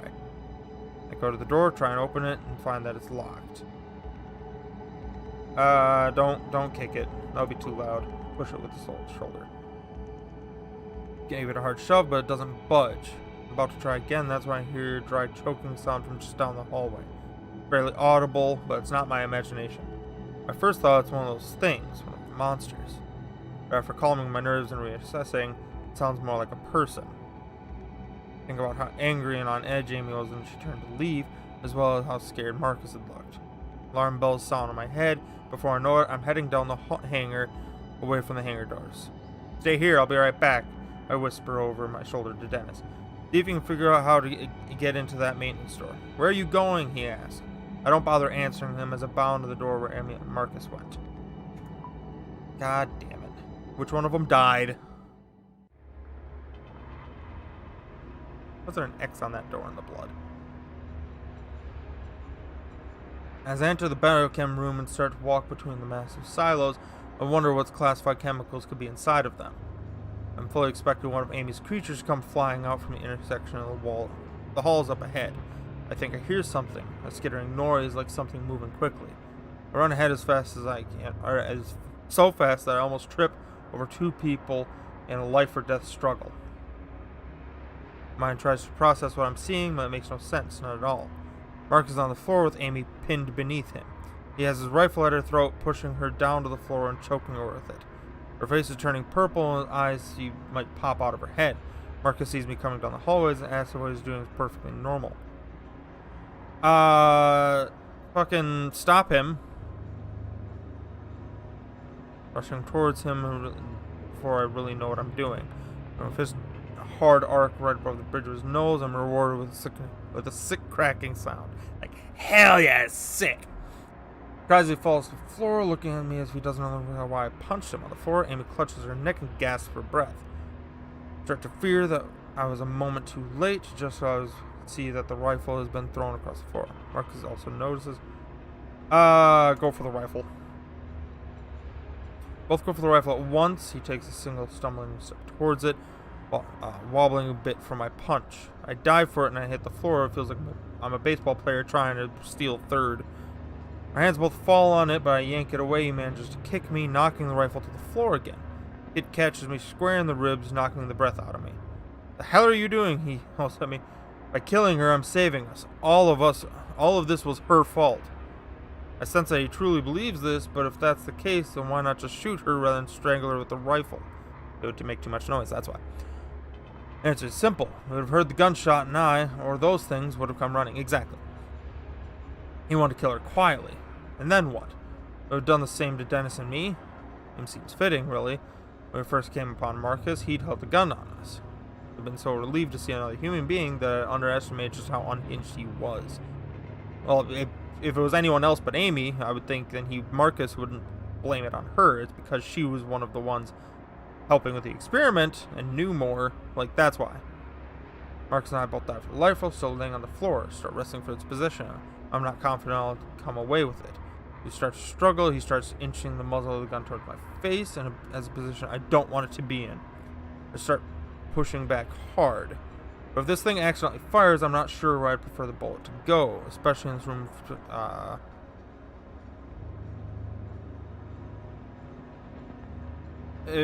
Marcus. Fuck it. Push them out, realizing he's literally looking down the barrel of the gun, ducks his head out of the way, allowing me to yank the gun from his grip. Yes, thank God. Get to my feet as quickly as I can, swing the rifle back on him. For a moment, I think I've knocked him out. His eyes flutter and he looks at me as if I've betrayed him. Her people, he says. It was them that did this to us. She deserves to die. She did this. I look to Amy and wish I could help her. I'm relieved to see that she's managing to draw in a few breaths. Her legs move as she tries to push herself into a sitting position. You wouldn't know, Marcus said. You didn't work here under their secrecy. You don't know what it's like to... He surprised me by lunging towards me, leaping from the floor with like a human projectile. I don't have time to aim carefully. I just react fast. I try and dodge. His aim is poor and his strength is failing, so I dodge him easily. I don't want to have a gunshot go off and alert all those creatures from where we are. Making a hard jab to the butt of the rifle, striking him in the chest. Something crunches and I felt a whoosh of air. He crumples for a moment and then goes to his knees. He roars in pain on the floor. Only, after a few moments, I realize that they are not purely screams of pain. The bastard is calling for them, calling those for these creatures to come for us. This place is evil, along with everyone involved, he wails on the floor. If you are taking her side, you deserve to die too. If you want to stop me, you better do it now, you coward. The rage in his eyes at Amy, as well as towards me for stopping him, make me think he'll deliver on his threat. I raise the rifle again, every urge in my body wanting to make sure he doesn't come back to bite us. I'm not a violent man. I could easily not kill him, just leave him behind. Let him live. There's no point in shooting him. Let Marcus live. Just like when I was I could barely shoot earlier. He was coming at me. I can't bring myself to deliver the kill shot. I ignore him and let... You okay, I ask? She nods. Have to go, she says. They'll be here any minute. Too much noise. To hold her arms, she can get to her feet. Start forward, and I think of Dennis. We should go to the hangar doors. We can't just leave Dennis there. There's no time, Amy says. You need to come with me to the command center. Now. We'll be back for him soon. You're all dead anyway, Marcus shrieks. If they don't get you, I will. He laughs maniacally after saying this, hooting like a madman. As if in response, a high-pitched noise tears through the hallway. I seem to feel it in my bones. They're following his noise now, Amy says, her voice still weak. She takes off away from Marcus, presumably towards the other elevator she had mentioned moments ago. I follow her. As we move out, I hear Marcus slowly pushing himself off the ground and stumble off, slipping in between the tanks and disappearing. We start running, and after a few strides, another noise sounds out. It sounds mechanical, but at the same time, it also reminds me of the recordings I've heard of whale songs. I dare to look behind us and see something's entered the doorway I came through. It's large and bright, but it's too far away to see clearly. I have no interest in seeing it. Whether pulling that hydraulic door would have helped, I'm not sure, but seeing how close they are, I regret not doing that. I'm sorry, I didn't think I had time to keep trying. Speed up my step to follow Amy as she leads away to the other elevator. She's panting furiously, but pushes on. I can hear something rattling in her breath, likely the result of Marcus's attack. It makes me imagine how his cold, uncaring eyes must have looked, staring down at her as he tried to deliver her to death. How she's still forging on is beyond me. I'm sorry about Marcus. It's not your fault, she interrupts. When you handed him the gun, you didn't know how he would use it on me. I just hope we can find a way to survive this man. We'll be fine, don't worry. I'm not so sure, she says, her eyes fixed straight ahead. I'm not sure I can blame her. I just want to say something encouraging, I guess. That's what I've done so far this entire time. We finally come to the elevator at the end of the row of silos. Now I'm more concerned with the monstrosity that is on our heels. Amy furiously slaps at the button to open the doors. They slide open slowly. It feels like it's taking forever. We squeeze in before the doors are open all the way, Emily actually falling to her knees and screaming. I ready the rifle and watch helplessly as the doors finally reach their full opening capacity. As they hold open, I can see a large shape floating towards us. A fucking phosphorescent-like white glow outlines an impossible shape. Behind it, I see another shape that has also entered the biochem room, and another. The third one breaks away from the other two, taking a quick right. It moves with an eerie speed. That was the direction Marcus has gone. Honestly, the thought of them hunting him down doesn't bother me in the slightest. Amy's pressing the button to close the elevator doors over and over, and they stay open for what seems like an eternity. I curse whoever designed these damn doors. And we hide inside the elevator? I'm saying we hide inside the elevator.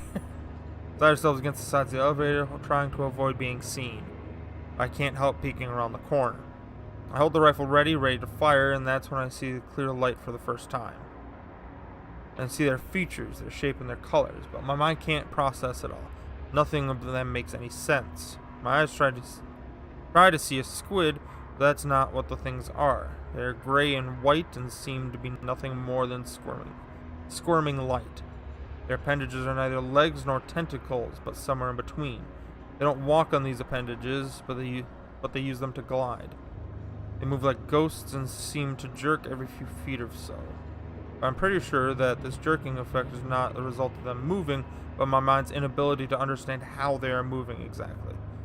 It's also more their appearance than a mockery of reality. The light around them seems to be bent inwards, as if space within the room has to reshape itself for their existence. That particular effect on the air makes their movements seem like something moving underwater, only faster. They screech in unison as they rush towards the elevator. They'll be inside here in another few seconds. I check the rifle and see that the ammo is diminishing. I have to start saving my shots. I'm going to have to be choosy. Don't save the ammo. You decide to conserve your ammo. I keep advancing. Even though I know the doors may not close in time, I manage to keep my cool and avoid firing off any more rounds. My finger itches to pull the trigger, but I resist. I'm not even sure if a gun would affect them. Finally, the elevator door closes. The creatures wash up against the other side of the door, making electrical noises and crying out in anger. The tips of their spider-like appendages poke through the walls and elevator door, but for some reason they can't get all the way through. Amy screams at this and crawls into a ball in the far corner of the elevator, crying. I say nothing to her. I just cling to the rifle, hoping the creatures don't find Dennis as he waits on the hangar doors where I left him. For his sake and ours, we need to get them open now. End of chapter 3. Dear God! Oh my God.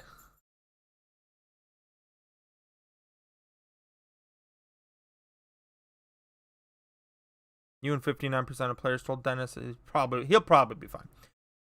You and 65% of players sided with Marcus and didn't pull the hydraulic door. You and 31% of players gave the gun to Marcus. You 58% to let Marcus live. It's conserve your bullets for later instead of shooting the creatures.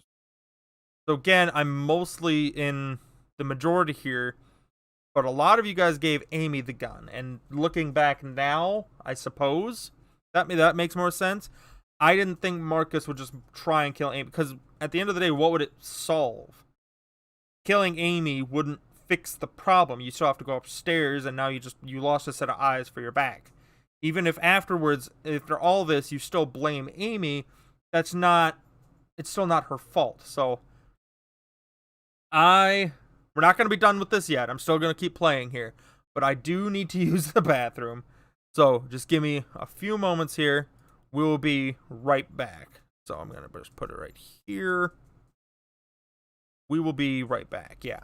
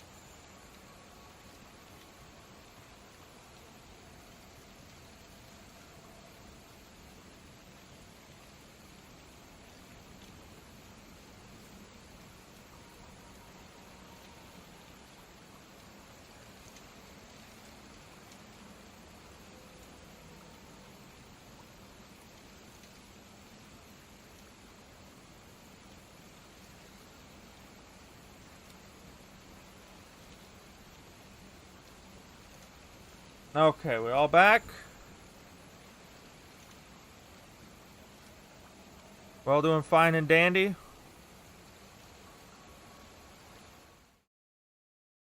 Here we go. Yeah, we're going to be beginning chapter 4 here. No time like the present, I guess.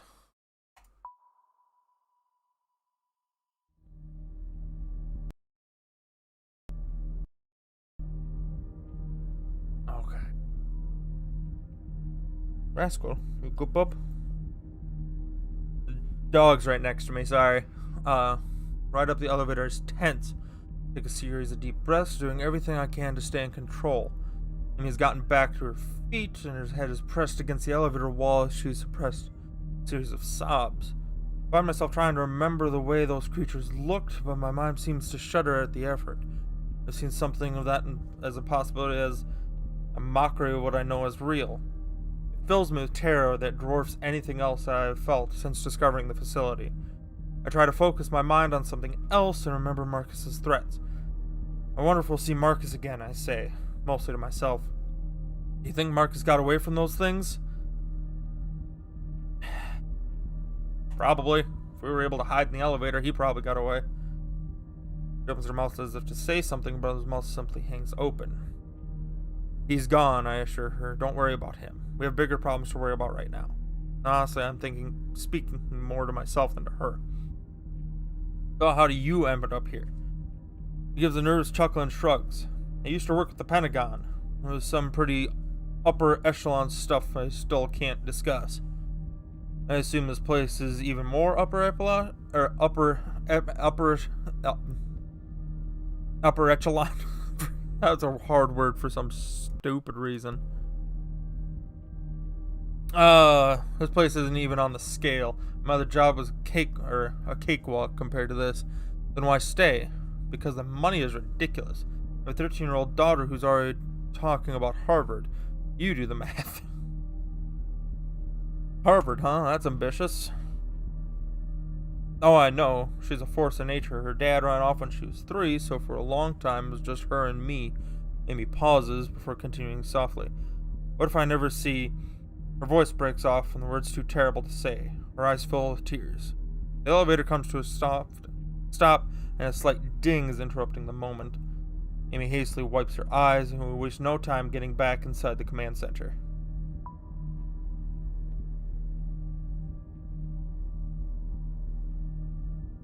Here we are. I ready the rifle, suddenly certain that there are more of those creatures waiting for us in the hallway on the second level. But the way is clear, allowing us to haul ass to the command center. Once again, I find myself staring at the screen that shows my ruined work site. Okay, Amy says, typing commands rapidly. Can't be that hard. I keep peeking over my shoulders, my senses feeling as if the monsters are sneaking up on us, mere inches away. I then think of Dennis and wonder how he is faring back on level 3. Is he safe? Look back on the screens and see Emily's finally found what she's looking for. The prompt screen says, override the hangar doors and all of level 3 locks requires clearance code. Amy types in a number, shaking fingers, and the screen goes black for a moment. The moment the words override confirm come up on the screen, Amy jumps up from the chair and heads out of the room. We have to be quick, she says. We have exactly 20 minutes to open those hangar doors. What happens in 20 minutes? Well, then let's get moving. I'm curious what happens in the 20 minutes, but it's probably just lock again. Well, out of the command center and bound back down the hallway towards the same elevator that brought us here. Amy punches the elevator button and the doors slide open. We're taking the same elevator back to the biochem room. Those creatures are still down there. Even more in the other direction, remember? Hopefully they've left. Hopefully. Neither of us say anything as we take an immense look of immense dread. They step back in the elevator and head back to the biochem room on level 3. Is this game mucking with everyone else's, brain? I'm trying to comprehend everything, but it's getting to be a little bit hard.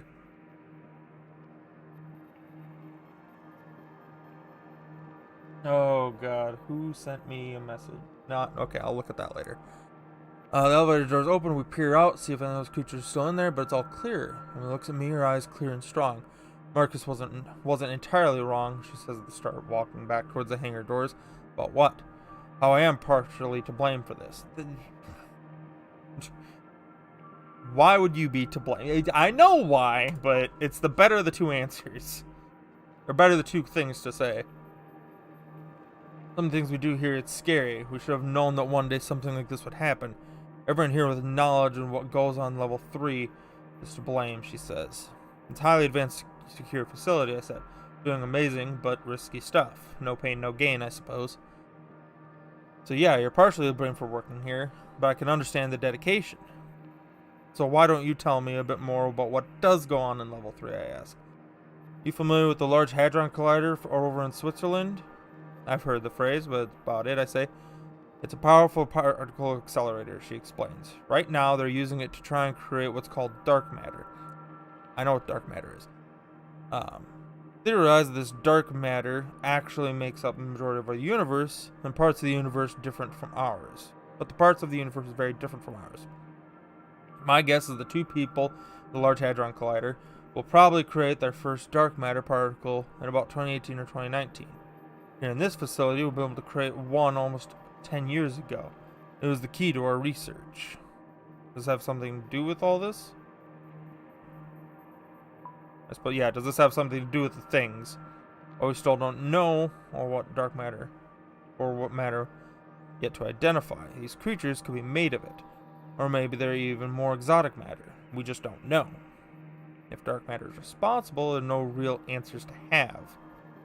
Scratch my head. So you're saying this dark matter helps with what? Opening other dimensions or something? That's the theory, she says. During the point-to-point transfer, the subjects are gone for about 3 to 6 seconds. There's no way to see or measure their presence, but they exist somewhere. From what we can tell, they exist in some kind of void. Or in a kind of void. Have you done with this people? That's... yeah. We have sent human subjects. Ooh, almost all of them returned successfully. Make an involuntary grimace. Almost. There was one man, Dr. Cano, who didn't return. We don't know where she trails off. Taking a moment to collect herself. Sorry I asked, I say, feeling my mind to start bend inward again. As we continue the walk between the silos, we pass an area where we left Marcus behind, but he's long gone. Maybe he found a way out. I realized that we were walking very close together between the silos, perhaps to create the illusion of safety. We reach exit containing the hangar doors where Dennis hopefully still is. He's probably not. My gut clenches, my heart hammers in my chest as we open the door and walk through. Lift the rifle, but at first it seems as nothing's waiting for us. And that's when I see the glowing, hulking shape to my left, closing in fast. Yeah, we dead, is what you're saying. Back of this door with the weird fucking streak. The creature is about 10 feet away and coming in quickly. That'll be the first thing that comes to mind. Drop to the ground, making myself a smaller target, and raise the rifle. Not sure if I just unload on the basher or try and choose you with my shots and weaken it, or at least slow it down. Shoot to weaken, because fucking I'm not unloading the gun.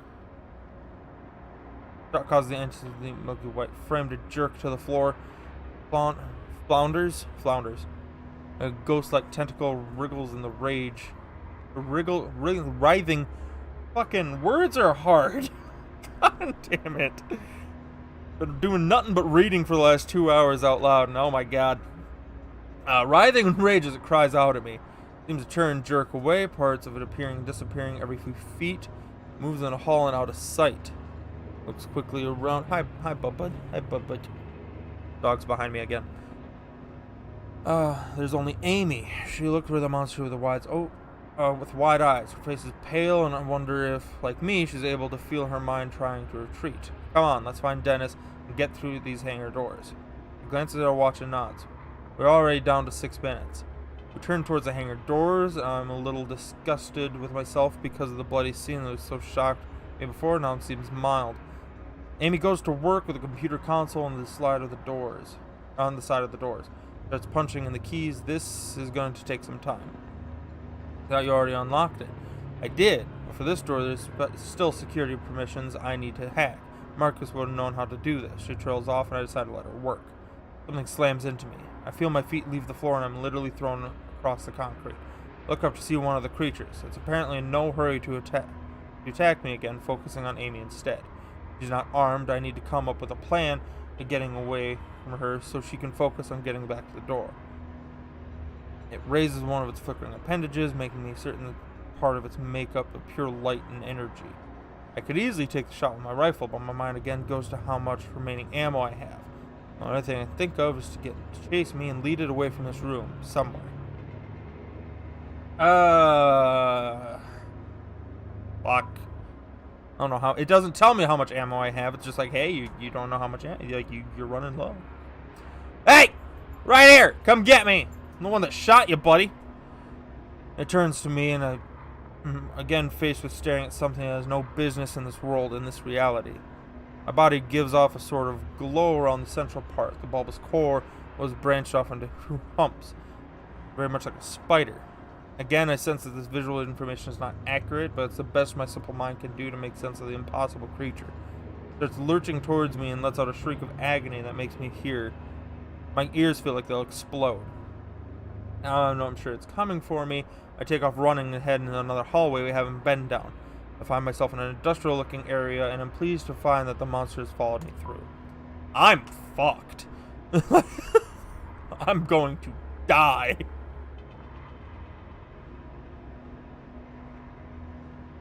The room seems to be an assortment of old pipes and tanks. I assume some of them run further down the other areas of the facility. With the creature on my tail, I dash into...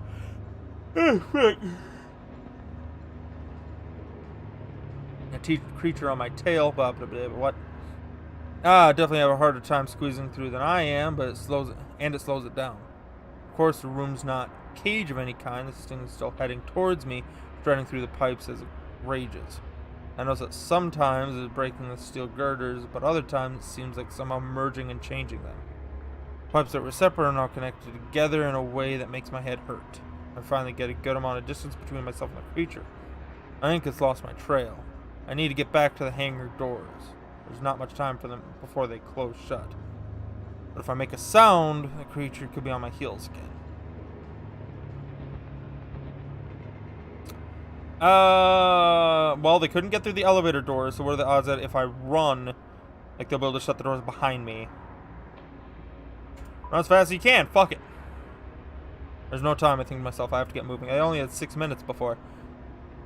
No care for staying silent. I twist myself through some more pipes and make my way back towards the door I entered through. Immediately, the creature picks up on this and turns towards me. I don't even look back. I slide through the rusted obstacle course and sprint towards the hangar doors. If I would hide, it'd be wasting time. I don't have time.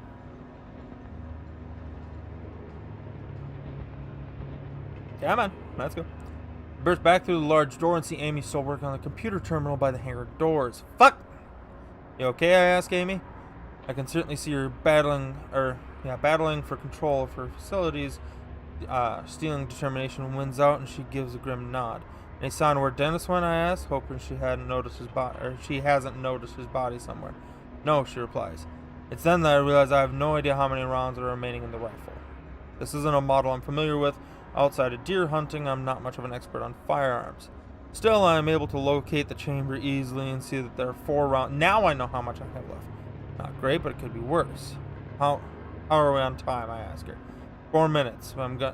As fast as I can. I was worried about how long it would take you to lose that thing. Well, I decided it was better than get back quickly than to... That moment, the crimp scream on the other side of the door. He'll be here any second. Does her best to focus on the keyboard. There's still no sign of Dennis. Before I have time to look around, a screeching sound erupts on the other end of the room. Bring the rifle up to the shooter's stance and turn around. The hangar door's right behind me, no sign of Dennis, and closing the window of time. I have to be confident. Yet when 2 monsters come around the corner, my body wants to shut down. The appendages seem to jump in time and space, reaching out for a split second, independent of the body, and then disappearing back to where it came from. It turns and screeches to me, its glowing tentacles snaking out of its body. My knees tremble uncontrollably. Behind me, Amy shrieks. I feel myself losing control, my mind sliding in the abyss of insanity. I pull myself back from the brink. I've got to stay in control. Why does Amy shriek? I need to know what the hell's going on with her. I stand here and use my last. I could stand here and use my last 4 shots, but what good would that do? So instead, I turn to face the hangar doors. How much longer before you can open these things? Not long, she says, furiously typing the terminal as commands flood the screen. I doubt it, I think to myself. Is there anything I can do to help, I ask. He doesn't answer. Deep in concentration, I turn back around to see the looming shape appear. The creature comes from around the corner, screaming out in a static-like sound. I step away from Amy and the hangar doors and towards the monster, ready to defend her. I ready the rifle, but the creatures waste no time. It makes that jerky motion towards me. There's a sharp pain in my chest as it collides with me. Or through me, it's hard to tell. My instinct is to try and grapple or hold this thing down, but then I realize I don't even know if that'll work. Try and get away, otherwise it'll kill you. But I'd rather not try and learn more about the physical nature of this thing right now. I tuck and roll away from it, then stand up to face it. With a scream of defiance, I raise the rifle and put a round in its core. The shot lands dead center, and the light inside it flickers almost violently. It falls back against the wall, issuing a hiss of a telltale static noise. Then it jerks away and retreats, at least for now. Another terror appears as if out of nowhere, screaming at me with a high-pitched whine. It bounds forward, charging in its strange, spastic way. I aim the rifle, intending to take this one in its core too. I take several shots, but it's still coming at me. As it slams into me, I realize that I only have 1 bullet left. Several is you had 4, and he shot once. He shot several times, which imply more than 2. But now you only have 1. Whatever.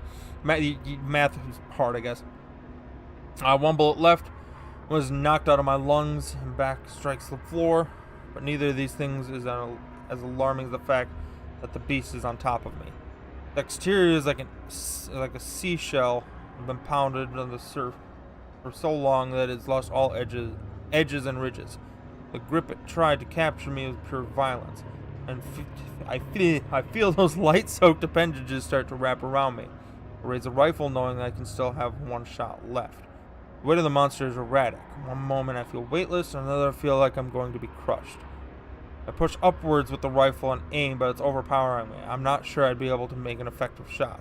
I see the core of its body, a spider-like shape, connected to the rest with thin white strings of tissue. I know I'll be dead within seconds unless I can manage a shot, but I don't know where to aim. This thing has already survived too long. Shoot for the center. The creature is seconds away from tearing into my shoulder. I have to stop it now. I grunt as I try to angle the rifle in the direction of the beast's formless core. The appendages begin tugging at the barrel, and that's the moment I pull the trigger, unleashing my final shot. Thank God I saved this bullet earlier. The shot aggravates it enough for me to win me some breathing room. I've saved my shoulder, and this thing's still alive and kicking. And then I see the creature extends tentacles in a violent whip-like motion away from me while I see it makes that static screeching sound. The creature disappears into thin air and reappears a few feet from me, retreating. With a shudder and a cry of desperation, I get to my feet just in time to see the monster head in the direction of the biochem room. Amy looks over at me from her terminal and at the hangar doors, looking petrified. I manage to help her up, help myself up. I see another figure nearing us, but to my relief, it was a human figure. Dennis, with a gun. "You okay, boss?" he asks. His eyes aren't on me. He's looking to the creature, trying to understand exactly what he's just seen. About 15 minutes ago, I heard the door of that maintenance room unlocked, Dennis says, pointing to the room I tried to bust my way into earlier. "Ah," Amy says. "Well, I did the override up in the command center and unlocked all the small doors down here, including that maintenance room. Well, I went inside there and hid," Dennis continues. "While I was waiting for you two to come back, I found a massive trunk. There are a few guns in it, so I grabbed this one," he said, heading. "I'm glad you're safe, Dennis. I'm glad you're safe." "Thanks, boss." "Me too." It doesn't break eye contact with the panel. Almost done, she replies. "How long is this going to take?" Suddenly, without warning, a shot ricochets off the wall behind Amy's head. Startled, we look around, confused. Did Dennis's gun go off? And another shot breaks into the silence. We all drop to the floor. I look around, wondering who or what could possibly be shooting at us. Those creatures don't do anything that sounds remotely like gunfire. And I see him. Marcus.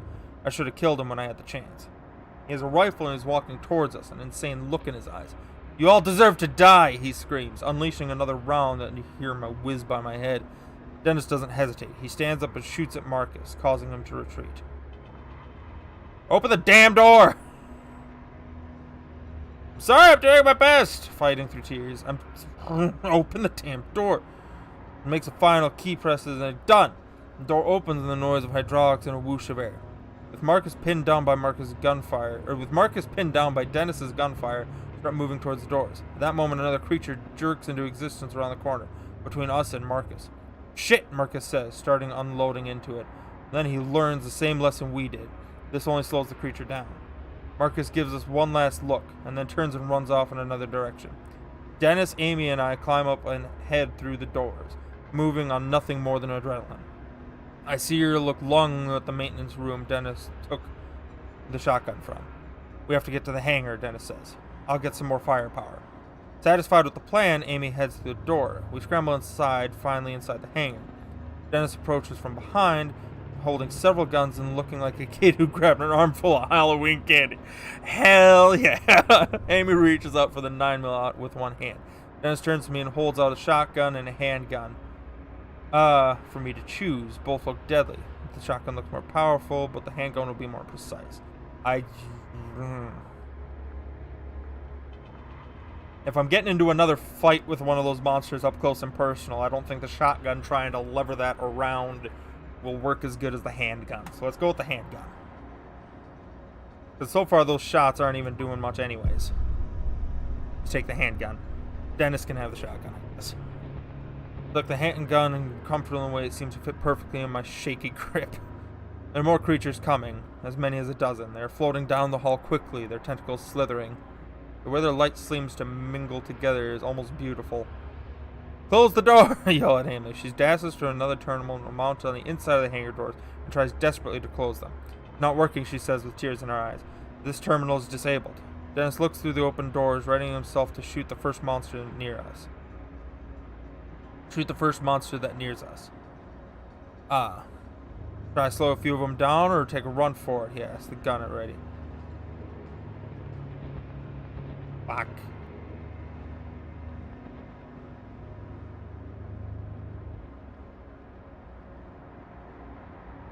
I say let's run for it. Fuck it. Good idea, says Amy. With that, we turn around and sprint towards the hangar, onto the hangar floor.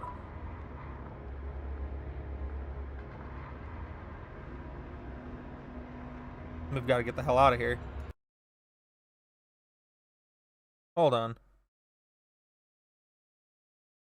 Okay. The stream made me panic for a moment, said that there was no data. Hold on. We all good? We all good? Okay. Jesus. Why the hell would it tell me that there was... Why would it tell me that there was no data for a second there? I'm sorry. I'm sorry, everyone. I'm sorry. The room is enormous, so large you call room seems silly. Large concrete floor stretches out below the expanse of lofting ceiling. The area is mostly empty except for one side with rows and rows of metal barrels. Back on the far wall is a lit area that seems to expose more rooms, labs, and machinery. Also, in the rear of the hangar, you see some kind of chamber or control center. Dennis and I follow Amy across the hangar floor. Behind us, a series of rough, slithering sounds tells us that the creatures have made their way into the hangar. From somewhere up ahead, a loud buzzing noise sounds out. Reminds me of that slight buzzing noise I'd heard in the forest. The noise got me in all of this trouble in the first place. Looking to see that in the far back of the hangar, a bright red light is flashing. There's a small hatch or door below the light. That hatch is open and I can see a shape inside it. I can barely make out the figure of a man standing there, holding an industrial microphone. As soon as I can see him, I hear a huge amplified voice. It barrels down on the intercom system and he sounds pissed. "I don't know who the hell you are," he says, "but this is a government facility on lockdown, and those protocols are to... And there are protocols to... Shit!" I assume the curse coincides with the exact moment he sees the creatures. He's making... God damn it. They're making their way through the hangar doors. There are maybe 20 feet between us and the creatures. I act instinctively, firing twice as the handgun comes alive in my hand. One shot goes through the core of one of the monsters, causing it to jerk backwards. Another shot slows down another. The accuracy I get with a 9mm is amazing. Amy and Dennis take a cue and start firing as well. The floor becomes littered with spiraling white fluid as the wounded creature's bodies. They're not slowing down. The alarm keeps shrieking behind us, so he's turned to see if anything's changed back there, and I trip over my feet. I hit the ground hard and in an almost comic fashion, slide several feet across the floor. From the ground, I can see that we managed to turn back 4 of them, but I also see that my estimate of a dozen was off. At least 20 of them, they sick, dim light, sinister and gloomy. Their appendages seem to bind together as they come forward. My only hope of survival is that a man off our doorway has somehow shuts that hangar doors. His voice comes blaring over the intercom again, broken by the booming noise of that gunfire that we were laying out. Run here towards the isolation chamber. I'm not sure how much time we have. I realize that I can sprint ahead of Amy and Dennis and hang back and give them cover. Run. I'm going to say run. Start sprinting as fast as I can to the rear of the hangar. Dennis and Amy fall in behind me. I can feel the beast closing in on us. I anticipate feeling one of those tentacles slide over me at any moment. I hustle quickly, catching up to Amy and Dennis, who stop to turn to provide me with cover fire. There, Amy says, pointing to the small wall where the man is standing earlier. The swarm is less than 15 feet away now, so furious that they are pushing through one another to get to us. I raise the handgun and fire, taking my time to aim. I hit one of the spider-like part of its body. I fire again, this time taking one in the core. I place 2 more rounds into this creature, eventually causing it to move backwards. We are all in the middle of the hangar floor now, with the isolation chamber ahead of the monsters behind. Beside me, Dennis also fires. The kick in the gun jolts him, probably a result of him being weakened from the blood loss. His shot lands true, though, causing a jerking, stumbling, and a flickering of its light. We're almost in, Amy yells. When we get close to the door, we all save us. Tell Dennis and Amy to get going first, because they're ahead of me. Get inside, I tell Amy and Dennis, motioning for them, moving with my gun. Open the door and give Dennis a push in. He resists, more eager to try and take out another one of the beasts before he makes it to safety, but he eventually gives in. I wait a beat to make sure Amy's inside too. I fire off a few rounds on the creatures that are still headed for us, hoping to slow them down. When Amy and Dennis clear the door, I nearly dash inside, but then feel something hot seep into my back. Roger! Dennis yells. The pain in my back is so immense I barely notice the fact that I'm being lifted from the floor. I look down and see that one of the creatures is using its floating arms to grab me by the waist, its tentacles wrapping around me. It lifts me in the air as if presenting me as a trophy to its friends. I try to focus, attempting to angle my arm in a way that will allow me to aim the handgun and place a bullet in its body. But it is shaking me violently, and its body parts appearing and disappearing in a way that make no sense, another oddity of its structure. It can literally do nothing more than hang there like a rag doll, hoping to be saved. As it continues to hoist me up, screeching from its approval, Dennis comes back out of the room and fires off a shot. The bullet catches the monster in the upper side of its core, sending it backwards and causing it to freeze for a moment. It releases me and I hit the ground, dropping the gun and again finding myself unable to breathe. Feeling slightly dizzy, but that fades when I see Dennis standing outside the door. He's firing at the beast like a madman and doesn't see the one on his left coming in. I'm on the ground, I can't breathe. His voice turns to look directly at me, but this is the opposite of what he needs to do. Behind him, the creature glides up, shaking back and forth in space as it moves. By the time Dennis turns and sees the creature coming, it's already drawn several of its appendages back to strike. Dennis tries to raise his gun, but it's knocked out of the way by one of the tentacles. The second tentacle strikes, and Dennis is spun around, thrown off balance by the creature. Dennis catches himself before falling.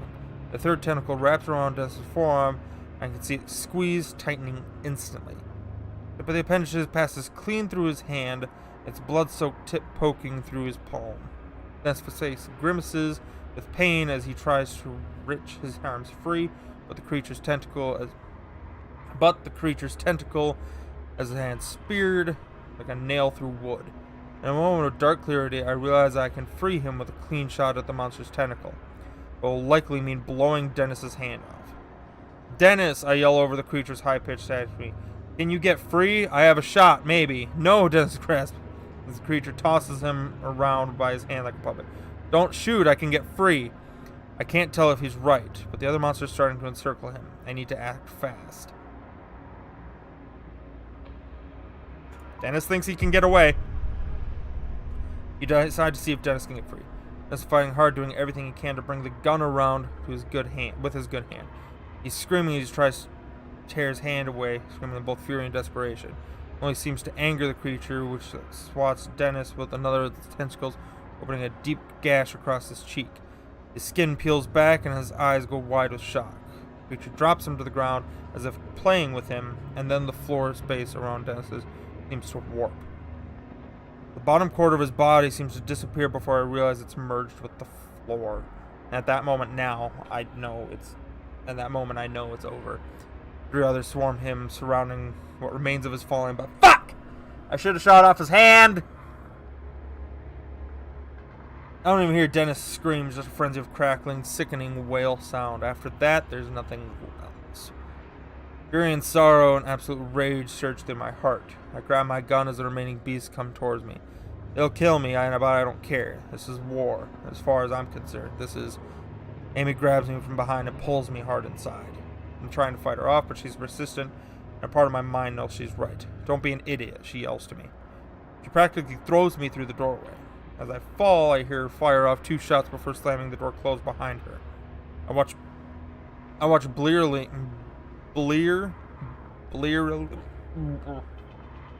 blearily as she punches a few buttons onto the control pad on the wall. This is followed by a mechanical click and the door locks. We're safe inside the chamber, but Dennis is gone. God damn it!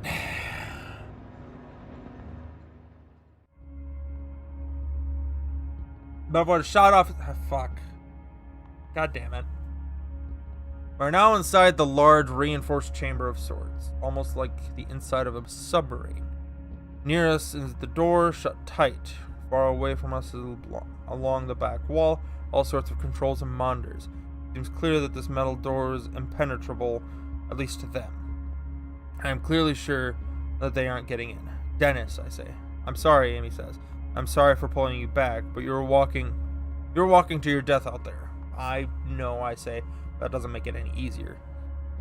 Couldn't quite see, but it looked like you may have had a shot. Why didn't you take it?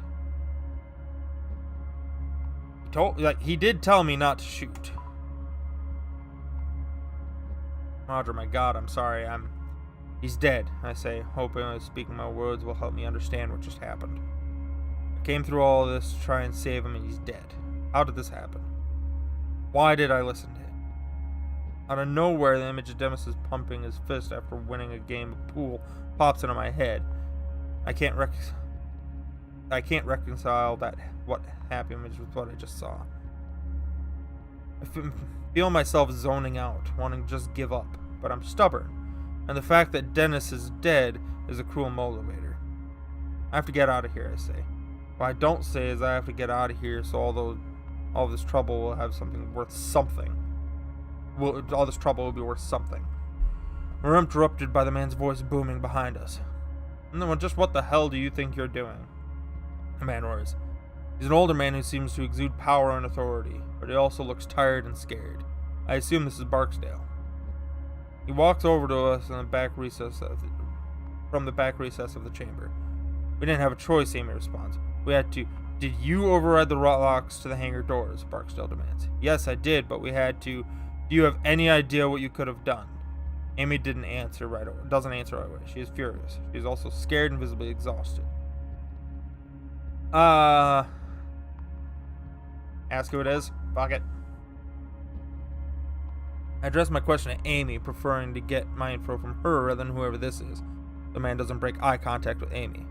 Colonel Barksdale. He runs the place, she says, annoyed.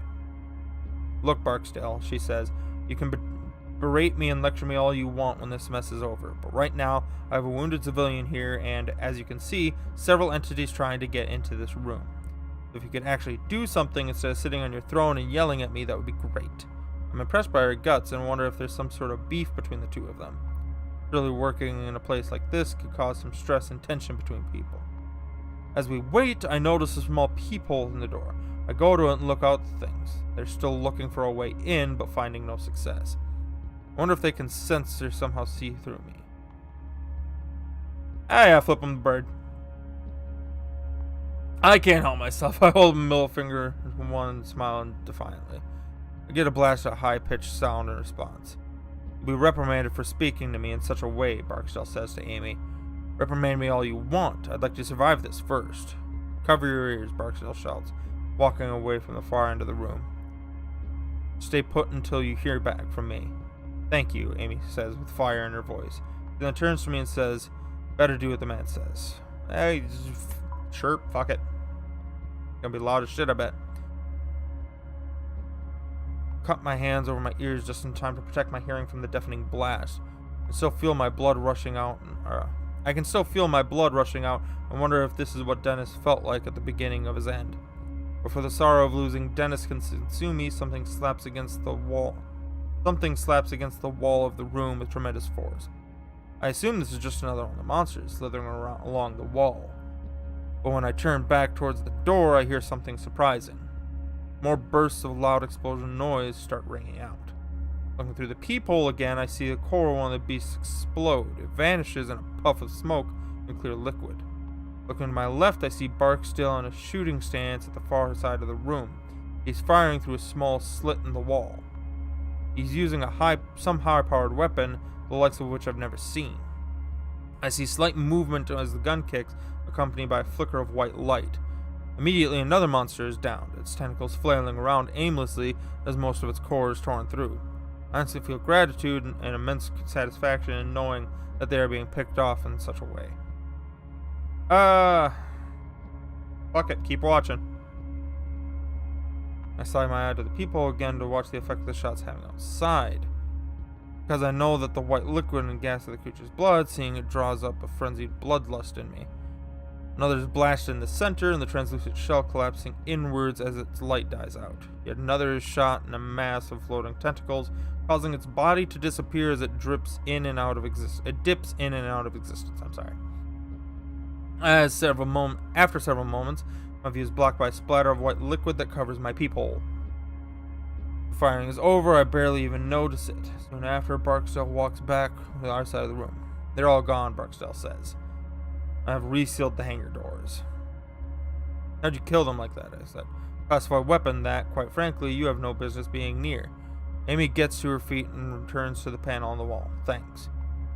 How badly is the civilian hurt? Barksdale asks Amy, as if I'm not good enough for him to speak to. A nasty cut, Amy answers. If he gets some quick attention, he'll be okay. Okay, Strickland. Strickland. Get a med kit. Strickland survived? Amy asks, sounding cheerful. Yes. Until you and your friends showed up, I thought we were the only ones. Hang tight, she's on her way. With that, he retreats away to the back of the room, as if he can't stand to be around us. Amy approaches me and looks me over. You're in good hands. Strickland will be able to fix you up. Is she a doctor or something? Sort of. She's a physicist. Oddly enough, she spent time as a trauma nurse in the army. Is Strickland a friend of yours? Amy chuckles. Yeah, we've known each other for a while. The only woman in a sea of overachieving men. You must be glad Strickland survived. I am. We usually have lunch together, she says. And she's helped me out with a few tight spots in my career. Within a few seconds, the door behind us opens, and a woman appears from back further in the chamber. She enters the room with what looks to be a small suitcase. She's dressed in very basic garb, military getup, and complete with a holstered sidearm. My name is Connie Strickland, she says, getting straight to the point. I can patch you up pretty good, but it's gonna hurt. I nod, honestly not caring how much it hurts. My God, I just want to get out of here, to get home. Sit down and let's see what you got. If we can get your shirt off, Strickland says. I sit down slowly and start unbuttoning my shirt. It is to help slip it off of my shoulders, but we manage. How bad is it, I ask. Bad, she says. Almost looks like a burn, but I've seen worse. Might as well be talking to Strickland. I might as well talk to Strickland if I want to distract from the pain. What's your story? Strickland rolls her eyes and gathers up a needle and some thread. I was always into fringe science. I started in labs with these eccentric Russian scientists who've been funded by the U.S. to work on combining DNA types. So I began to obsess with perfecting human physiology while I was a trauma nurse in the army. You were a mad scientist then, I said. I get that a lot, but no, not compared to the stuff we do here. What kind of stuff? I'm morbidly curious now. It's complicated. Comer masses, quantum gravity, crunching things down to their Schwarzschild radiuses, that fun stuff. But you do that, you make black hole, right? The Schwarzschild radius? Firstly, it's almost impossible, but like, black holes. Yeah, mad scientist. Keeping myself calm with dry humor. A lot of small labs working on the same stuff. They just don't have our funding. When you guys ran in here, she says, I was horrified. Those barrels outside, I'm not sure if you saw them. Well, if you shot them, it could have been bad. Why? The gray ones are filled with experimental fuel that is highly flammable. The yellow ones contain liquid nitrogen. What? Just laying around? All this area is the safest in the building, the most secure. Well, it used to be anyways. And take this, she says, handing me 4 pills. Painkillers. They won't work immediately, but they'll dull the worst of what you're feeling. Is the best idea? Will they make me dizzy or out of sorts or something? All I get in response is an annoyed and determined look. Okay. My thought, for me, I understand this is Roger we're talking about, but my thought is that the painkillers, like I will take ibuprofen or Tylenol or whatever, and I don't feel like they do much. But I do get a little dizzy or out of sorts. I'm going to say I'm not going to take the painkillers. Roger is a 41-year-old man. He ain't no little bitch, so he's going to take the painkillers. He ain't taking the painkillers. You refuse to take the painkillers. Really, I say? I don't want to be a lightheaded in case we have to move fast. I can handle it. Your call, Strickland says, as she starts working on me. That is the wound with some sort of liquid that stings like crazy, and I gasp. Grin and bear it. I sit there, fucking panic. Ready to stab me yet? I'm fine, I hiss. Once she dabs at my eye, swollen from where Marcus kicked me, I grit my teeth in pain and try and catch my breath. The anticipation is the worst part. I'm relieved to find that it doesn't hurt as much as I feared. No picnic for sure, but compared to the fire-like pain of my wound, it's bearable. You and Barksdale are the only survivors? Amy asks. It seems that way. Those that didn't disappear into thin air were killed by those things, Strickland says, nodding to the secured door. No one else made it? Not that I've seen, Strickland says. If anyone else did make it, they're trapped out there with those things. I'm glad to see you. Where were you when it happened? Amy asks. I was in the micro lab on level 2, Strickland replies. Park and O'Brien were in there with me, and they just disappeared, I guess. It looked like they were being stretched, distorted, and then there was a ball of white light, and they were gone. A ball of light that just annihilated everything it touched. Will it leave a perfectly round hole? I asked, a light bulb turning on my head. We saw some of those at the logging site. That was probably the same phenomenon, Strickland replies. Amy looks like a child afraid to ask an adult for something. Finally, she asks, where did they go? We don't know, Strickland says. It could be an infinite number of different dimensions, or even some dimensions that merge and mix together. It could be a place that exists between dimensions. Barksdale calls it the void. I'd call it dead. How is that possible? I don't know that just yet, Strickland says. Our understanding of space-time is evolving, especially when you start warping it like what we've been doing, Amy adds. That point seems to be the end of the conversation, as both women fall quiet. I'm winced at the rest of Strickland's stitching, feeling the tug of my skin, but thankfully, no more flowing blood. Finally, Strickland says, you're good to go. I slide my shirt back on and wear the thick pad of gauze that Strickland applied to my shoulder. So you and Barksdale have been able to contain those creatures, Amy asks. Strickland appears shocked, clearly not a reaction Amy was expecting. Contain? Are you nuts? Do you not know what's happening? Amy's eyes widen in a fearful confusion. What do you mean, what's happening? Other than the initial experiment failure?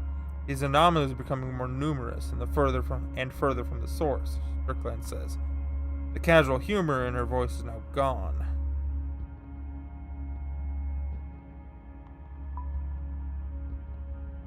The location of the original experiment, she says. The experiment caused the first doorway to open, but it set off a chain reaction. They're gaining momentum along geodesics emanating from the facility. These pockets of exotic matter and negative energy that are letting those things in. What the hell does that mean, I ask? It means that the doorways, the monsters, are starting to appear all over the facility, maybe even the surface. Not yet, luckily, Strickland says, but the doorway will start to appear on the surface. And it won't stop there. The anomaly's reach could extend infinitely as far as we know. Those entities will appear on the surface, in other states, in other countries. Holy shit, I say. You mean the whole world is going to be overrun? The horror of the past few hours has made me ready to believe anything, but this is almost too much.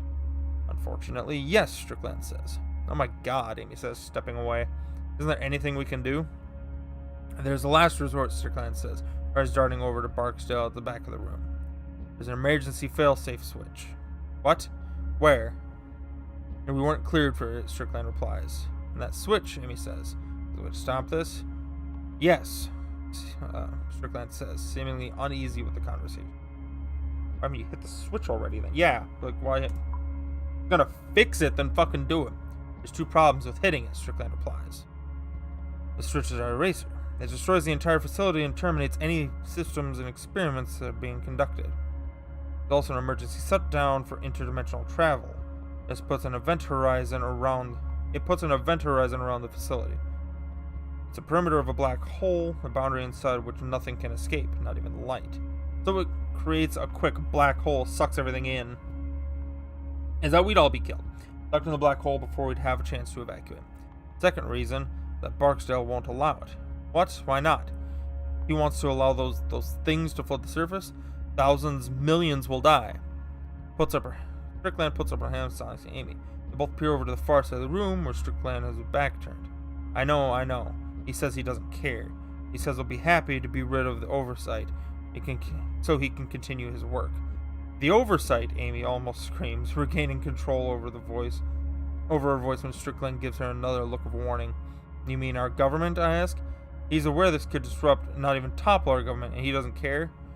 Barksdale is, well, he's off the range right now. He's gone rogue, and he's armed.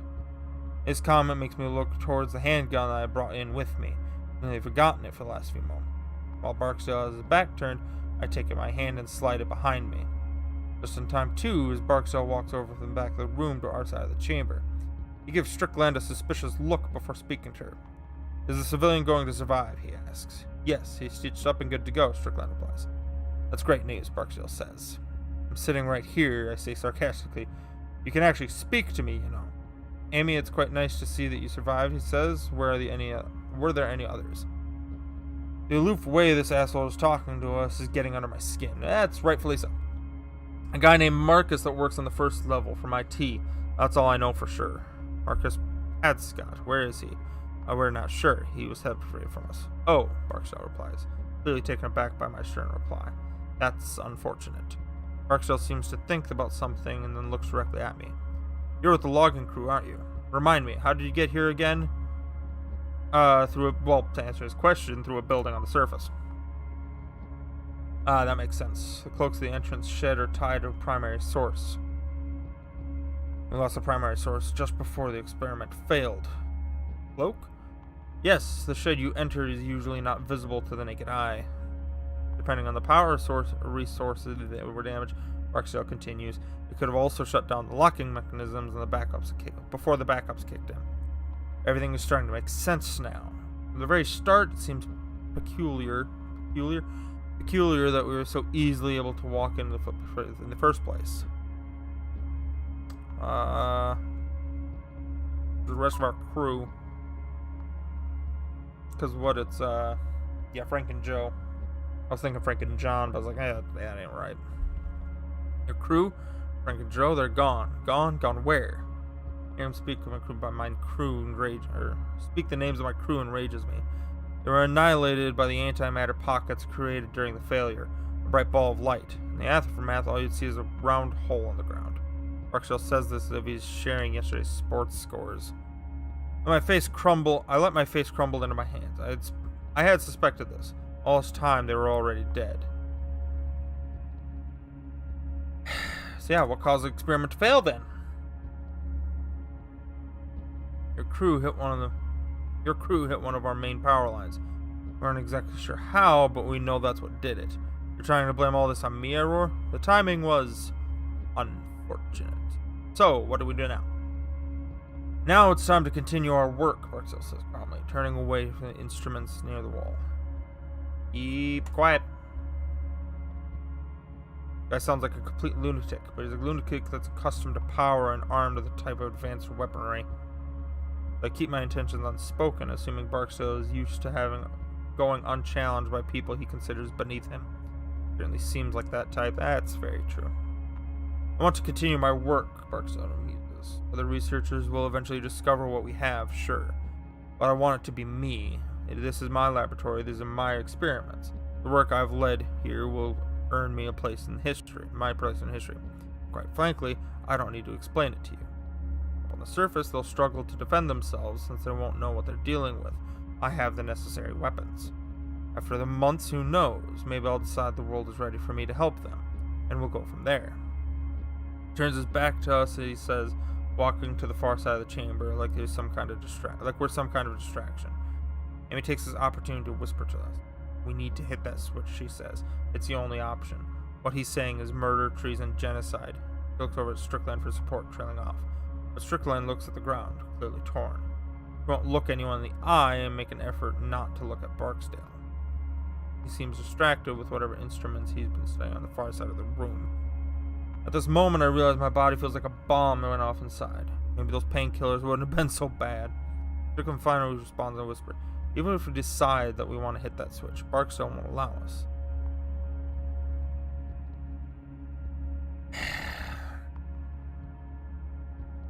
I want to say to hell with him, because fucking there's no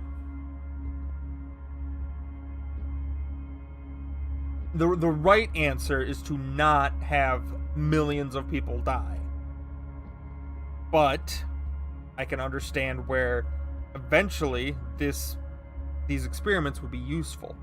Is there any way we could send a message out like, hey, don't fuck around with dark matter, you're gonna fuck up? Like, I'm gonna say to hell with him, I think. I'm fairly certain I'm gonna say, yeah, unless you guys say something right now, I'm gonna say fuck him, because I'm not dealing with this shit.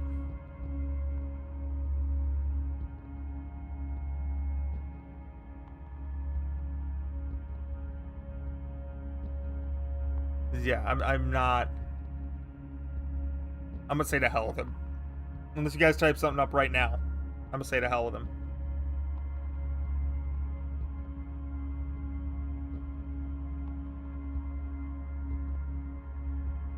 Because yeah, there's no.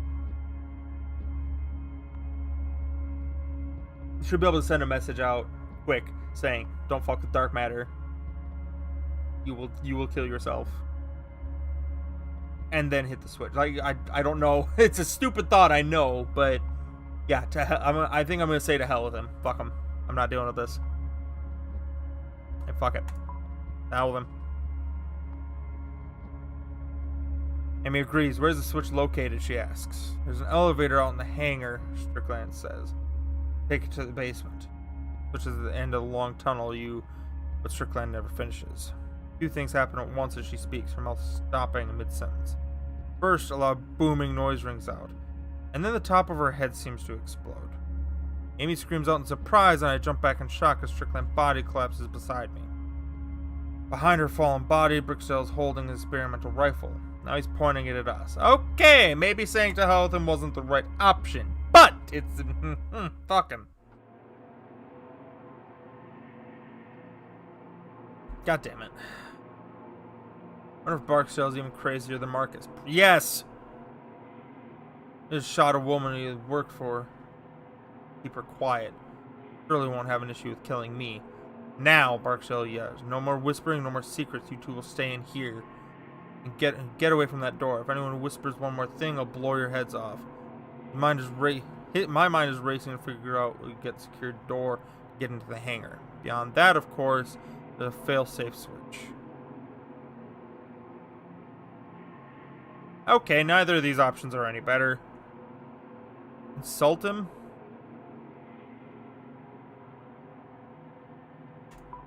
I make a distraction of some sort. Try my best to be a good actor as I wobble on my feet a bit. Start forward again, then wobble some more. He's apparently catching on because she's at my side in a second. Looks over at Barksdale and says, he's lost a lot of blood. Let me check his wounds real quick. After he dared to talk to me like that, been through a lot, she argues. Clearly delusional. You can check him back here. You have 30 seconds to get away from that door or I will. I stretch out my acting skills and actually stumble to a knee. I make a show of trying to get to my feet and stand still for a moment. I'm okay, I think. Quickly as I can, I raise my gun and fire. I don't even take aim. I just fire in Barksdale's general direction. Barksdale takes off running as my shot misses wide. He runs to the cover of the back of the room. That's all we need. Amy also fires a shot to keep him under cover as we head for the door. Amy pushes the button and the door swings open. Barksdale will be on us any second, so we dash out into the hangar ready to defend ourselves. Okay, we're back out with the fucking... Gotta deal with whatever the hell apparition bullshit. Okay.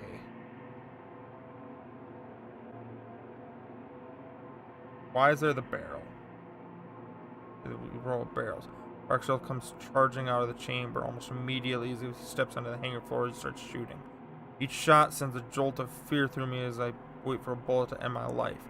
We need to get to the elevator at the far side of the room, Amy tells me. It leads down to the switch.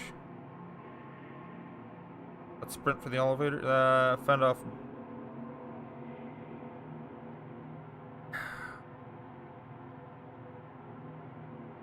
Fend off Barksdale. Both lean out of cover as the barrels and take several shots at Barksdale. Steps back into the isolated chamber, which gives me a sense of victory. But then I realize I may just be reloading. He may just be rolling whatever high-powered weapon he has. We need to move, I say. Agreed. We both take off at a full sprint to the other side of the hangar. Somehow, making me roll the barrels and get to the elevator's entrance. Turn back and allow Amy to enter first, but she isn't there. Look back at the barrels and she sees fallen about halfway down the row. Doesn't appear to be hurt, but she's paralyzed with fear, sitting motionless as Barksdale run back and give her cover.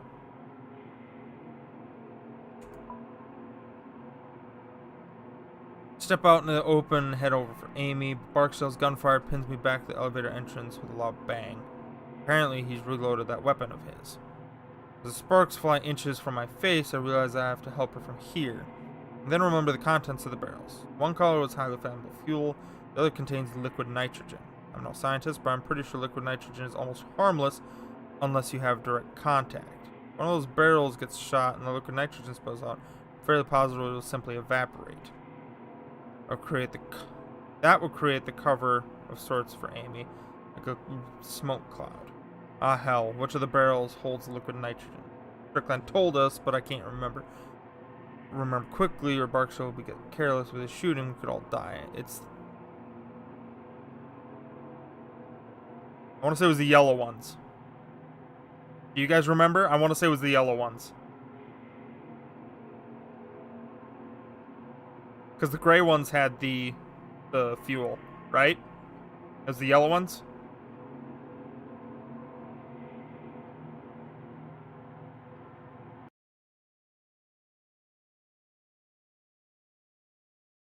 Was it the yellow ones?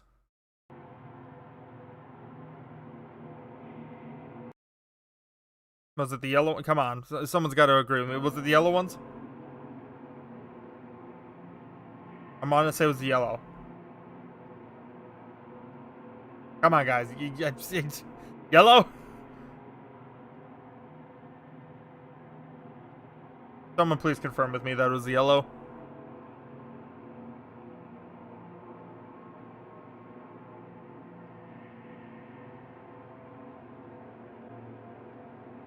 Someone, please.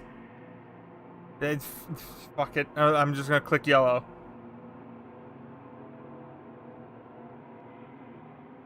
God damn it. I'm clicking yellow. Fuck it. Let's shoot the yellow barrel. Fairly certain those with the liquid nitrogen in them. I give me a single moment to second guess myself. I pull the trigger. The steam of liquid nitrogen spills out and begins to evaporate. Thank God! Amy looks around for a moment, clearly baffled, and figures out what I've done. She hits the ground right away. For a moment. I lose sight of her in that cloud of mist.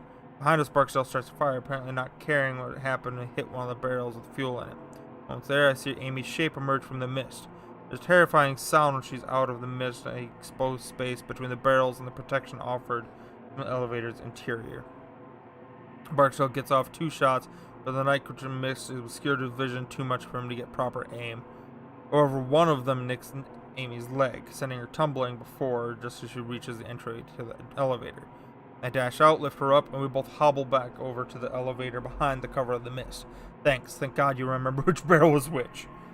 And reach out to press call button on the elevator. We both step inside and close the doors. The service elevator made of wood and metal, and it seems like something from a coal mine. We step inside and the door closes. The motor of the elevator starts whirring. Sounds like dying dogs. The elevator slides down. The light from the flames gives way. Complete blackness.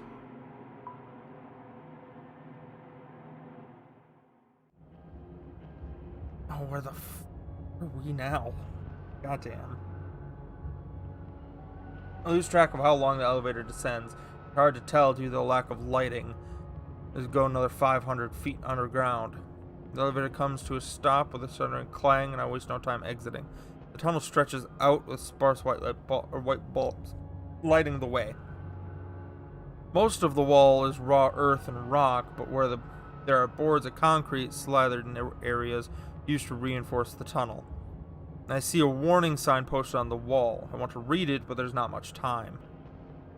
Yeah, no, read it. Authorized perners. Okay. Press will be prosecuted to the full extent of the law. Absolutely no exceptions. I'm glad that we got out of the way, now that everyone's dead. I'm sorry, that was kind of useless. After only a few steps, the pain in my body intensifies. I'm stupid I had to turn down those painkillers. I'm sorry. Look up and see the tunnel's ceiling is less than 6 inches over my head. Claustrophobia freezes me for a second. The ceiling is not high at all, and there's barely enough room for Amy and I to walk side by side. Which is for the best, because her leg is clearly causing her a great deal of pain. She's soaked in blood and hobbling along. I don't think I can go any further, she says, wincing and trying to keep her composure. Sit down, I tell her. I'll be back. There's no sense in chancing further injury to your leg. She nods and I help her down. She shudders in pain as she eases into a sitting position on the floor. Thanks. According to Strickland, the shit should be at the end of the hall. I look up when I see the tunnel's ceiling is less than 6 inches over my head. Claustrophobia freezes me for a moment. Still, it's much better than facing the monsters above. I wonder then, walking through the darkness, where they came from. Is the portal still open? I hold the gun in one hand and feel my way along the wall with the other. The wall under my palm anchors me to reality, to sanity. I'm not in some boundless abyss, and it's still real world. For a little while longer, at least. I recognize that I'm marching to my end. As much as I wish I weren't, that's not surprising. For a moment, I saw that those creatures could do in time and space. At least a part of me knows that death was inevitable. Before I have to wonder whether my family will really miss me, I see a light ahead. There's nothing more than a speck of blue light, but in the darkness of the tunnel, it's like a lighthouse in a stormy sea. I slog forward, my eyes straining the focus on the little light ahead. From somewhere ahead, I start to hear something that sounds like water. It's trickling lightly like a leaky faucet. And behind that, there is something that sounds like wind. Light breeze through an open field and a voice. Anywhere else, the sound would be pleasant, but here the blackness, it's menacing. Stay quiet. I don't make a sound, trying to make sense of what's going on around me. I cock my head, trying to concentrate, and then realize I see the tunnel walls now. This is odd, but I wasn't able to see them a few seconds ago. There's a difference from the blue light at the end of the tunnel. It's then that I see this light shimmering in the air. The like a foggy mirror steamed over after a shower. And it's moving, dancing in the air like some abstract firefly. It's not menacing like the creatures, so that threat is null. It's peaceful, serene.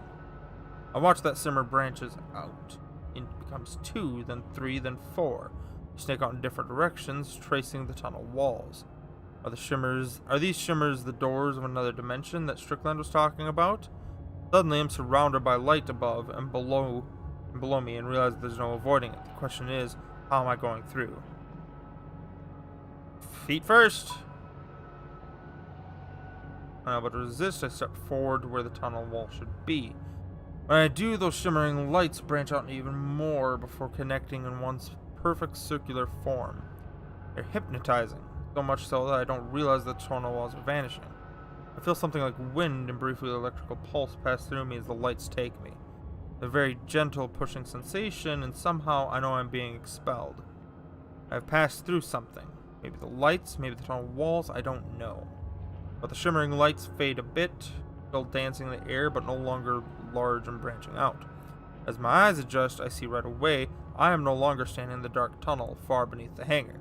I have no idea where I am. I'm just somewhere else. And I'm terrified.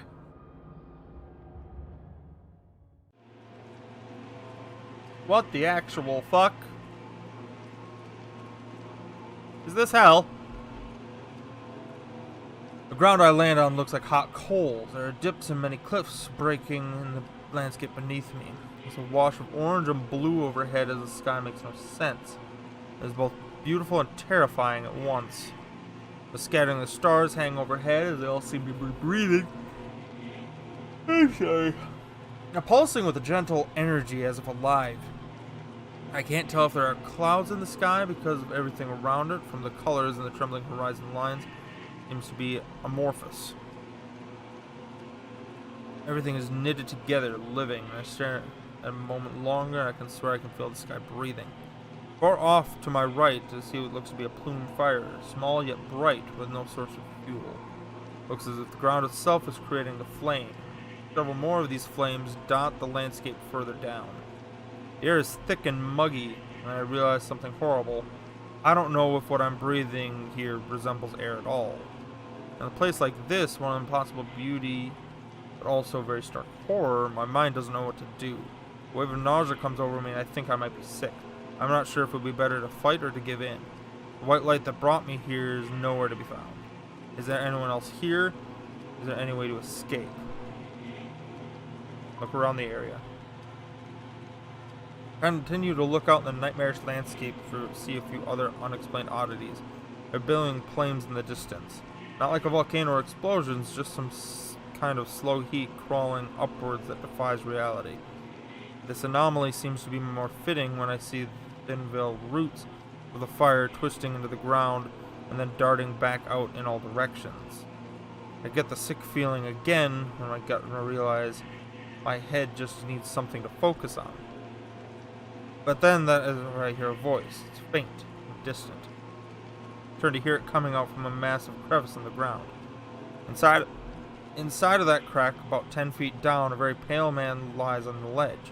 He is human, and he looks very close to death. He's at the center of a large pool of blood, and his left leg has been twisted and torn in an unnatural way. As I walk to the ledge, he looks up and sees me. "Please, help me, please," the man says. His eyes are wide, although everything about him speaks of weakness. He's so close to death or insanity or both. Who are you? I'm Dr. Kana. That's the guy that was stuck. I work in the facility. Please help. I want to know more, but it seems cool to steal what look of his last breath just gives me just to answer my questions. I'd love to, but I don't know where the hell I am or how to get back home. The light, it's a doorway. It might take you back to the facility. Might? There's no way to know where the doorway is taking you. You could be stuck in another world or between worlds. It's the only way out of here. I desperately want to help him, but there's no way. I can't reach him. His ledge is too far away above the pool of fire. I don't think I can get to you, I say. No, that's not what I meant, he replies. His eyes are on the handgun that I almost forget that I'm still holding. I realize I want what he wants, and I shake my head. I can't do that. Please, he pleads, those things, they have others that came here with me. I got dropped along the way. They'll be back. They'll be back and they'll kill me. That, he says, again indicating the gun, will be quicker, less painful. I can't, I repeat. Please, look at my damn leg, I'm dead anyway. I'm about to refuse him again when I hear all too familiar static sound from another crevice behind him. I hear another one of those shrill noises and then watch as one of the creatures materializes up from the neighboring crevice. Two more come out of it, then a third, then 5, then 10. Soon I lose count and it just a few turns from the flood. A few turns into a flood. I suddenly understand the man's reasoning. A bullet would be mercy. I check the gun to see I only have 1 round left. I can use it on this guy, but I may need it for myself later. From beside me, the man pleads. My God, he says, wavering lunacy.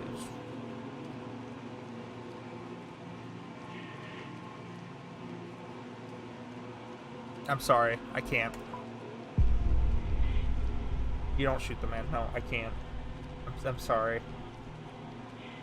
I don't tell him I'm in a situation where I have to keep this one bullet. I can't waste it on him. He whimpers a bit, and I look away, unable to see the misery on his face. Behind me, I can hear him, sort of a mix between a scream and a mix with the high-pitched noises that armored creatures. Their volume rises as he lets out cry after cry. I clench my teeth as the torture continues. And suddenly his voice is silenced, and only the sick static sound remains. And that's when they see the shimmers wavering to my right, the direction I originally came from. I look back to the monsters and see that they have now noticed me. Some of them seem floating up the walls in the crevice. Others seem less than 10 feet separating us. The shimmers of the white light with arms of reach, with its movements reminding me of a fish in an aquarium. I reach out and feel myself accepting by them again. I feel the sensation of wind and wait to see you be pushed out back into the tunnel facility. But it doesn't come this time. This time I feel something else. I feel a tugging sensation that seems to want me to drag me in all directions at once. The world goes dark and I realize I'm somewhere else. And it's not the darkness of the tunnel. It is the darkness of a total void.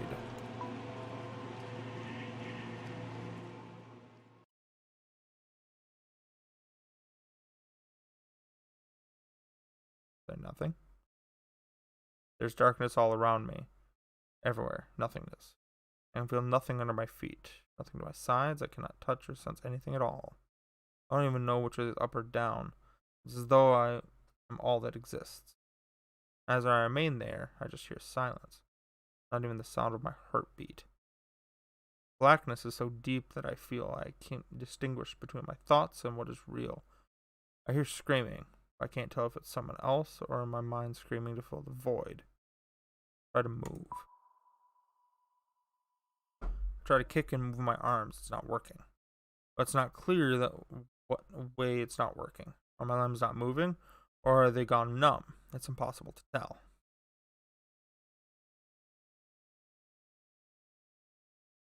My body is just an absence of all sensation. I assume this is a place that Strickland referred to, a place between dimensions.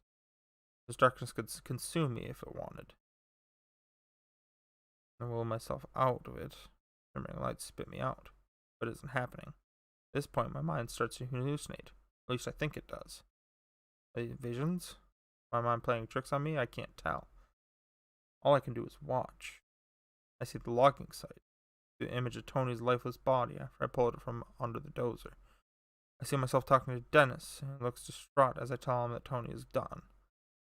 And then the scene rearranges itself, and I'm standing between Dennis and Marcus's gun. It changes again. The shape of Marcus lies on the ground, still hell-bent on revenge even after I let him live. In my mind, I'm sobbing as I watch Dennis get torn apart by those monsters all over again. I just stood by and watched. I am calm by it as I watch myself shoot the right barrel and help Amy to safety. And just when I feel like I can't take it anymore, I see a man in a strange world begging for the death. I watch as he's distorted and torn by those beasts. All of these things are flooding my mind. It feels like my brain is vomiting. Yet in the midst of it all, I see what's really important. Switch. In my mind's eye, I see that glowing light in the tunnel, the one far ahead, small and distant. I try to focus on it. Focus my mind on the tunnel, the image of that flickering light. The mental effort so strong that it is nearly a physical motion. I make myself envision the little light in the tunnel, as if right there in front of me. With that, I feel the wind again, a light breeze that seems to come from everywhere. Then, with a relief that I can only imagine, feels like death, I move forward.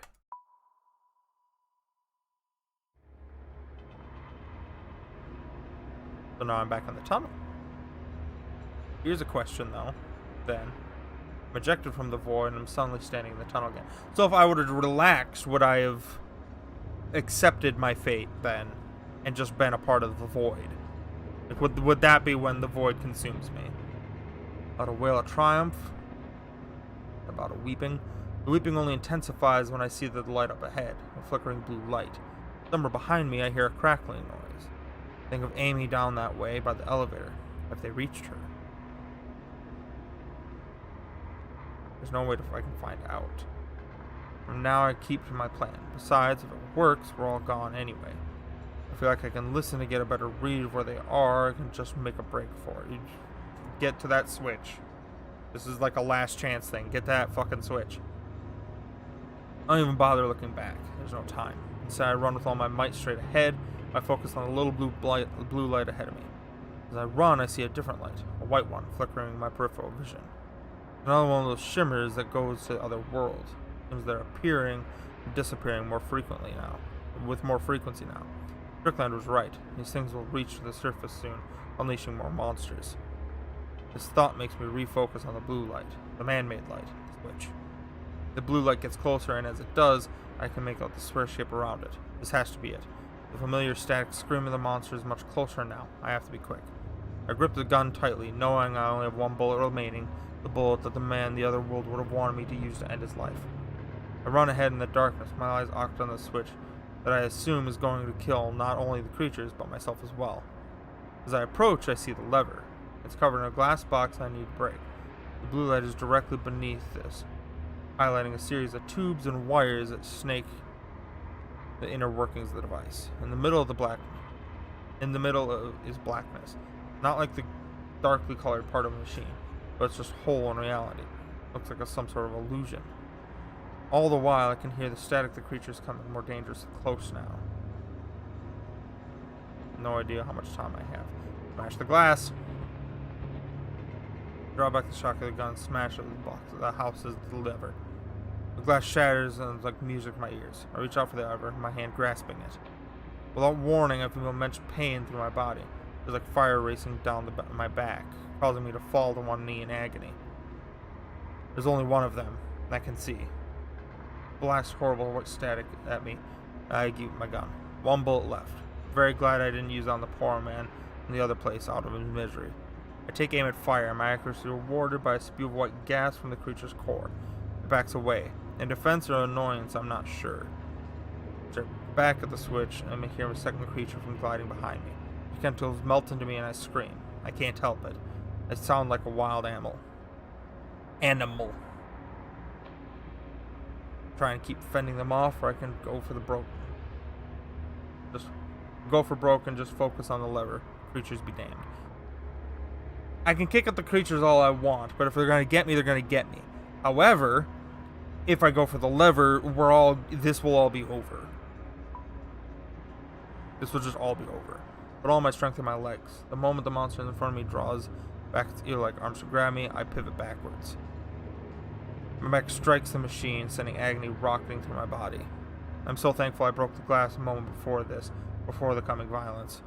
I stretch out and grab the lever. With one last desperate scream that shreds my voice, I jam it down. The tunnel is suddenly filled with a flash of intense darkness. It expands from the switch, swallowing the matter all around. At first, I'm sure this is the end of me. I expected the darkness to consume me, followed by death. And another shimmer of dancing white light appears next to me. There are more of these streams of light, rips into space like the ones that previously sent me to the other ungodly world and the void. With nothing else but to die, I try to escape into the shimmer. And the stream of light envelops me, expanding darkness, and the switch is gone, and I feel a big push.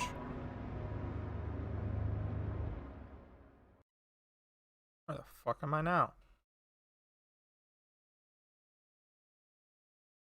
My body feels stretched, collapsing, like I'm falling in all directions at once. The world goes white, and then there are pinpoints of stars everywhere. One of them breezes directly by my right. I see something that looks like a spherical galaxy distorted in its folds. On my right, I see an endless stretch of stars and gas clouds, forming some galactic architecture. But beyond the immeasurable beauty, I notice something.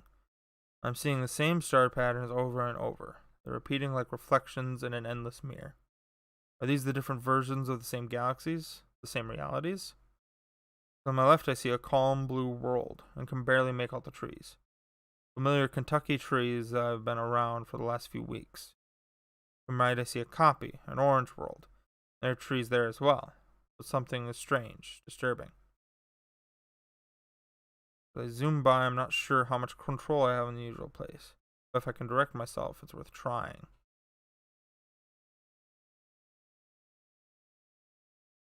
Something strange and disturbing. My morbid curiosity is telling me to go to the orange ones. Something strange and disturbing. Head for the orange world. I focus towards the orange world, not knowing what to expect. My breath escapes me for a moment. Everything is dark and peaceful, and nothing hurts.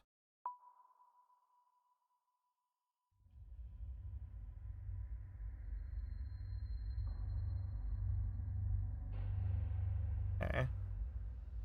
With breath back inside my body, I gasp and open my eyes. I'm back at the logging site. How? I'm not sure.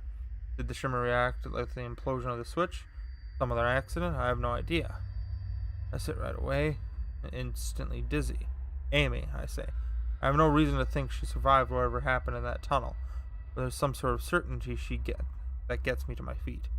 I start to wonder if I am somehow back in time before we found the facility. But what happens next makes me realize that can't be true. As I start walking forward, I feel a tremor in the ground. Somewhere off in the distance, I hear a metallic groan. The buried facility is being ripped apart under the ground by the activation of the switch. Trees are splintering and falling to the east, and I can see the toppling just like dominoes. There's no way Marcus survived. Good riddance. I start to walk away in the opposite direction of the falling trees, and then I hear a scream. A woman's scream. I turn back and see a stumbling figure come out of the forest. It's Amy. She looks like a ghost. How is she here? Did she fall into one of the shimmers as well?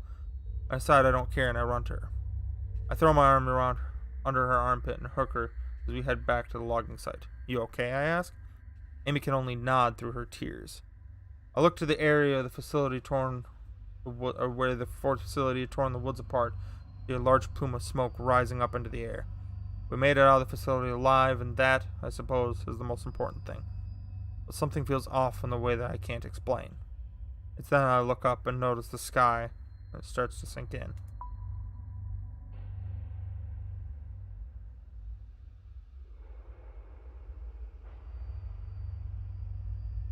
Oh. There's something different about it. Something's not right. That does not belong here. Sky orange and blues, stars pulsing in and out as if alive. Colors in the sky seem to breathe as if they're trying to inhale the tops of the spruce trees. I see those colors, all knitted together and living. My stomach rolls in a scream of confusion, and fear rises up in my throat. What the hell have I done?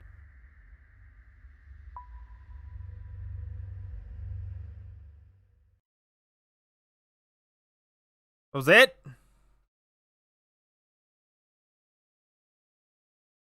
Tough it out. 64% of players didn't take the painkillers. 62 players shot the right barrel, keeping Amy alive. 70 did not kill the man who asked for death. Headed towards the orange world. Okay. So if I would have gone for the blue one, would that have been the blue sky and like everything was right with the world?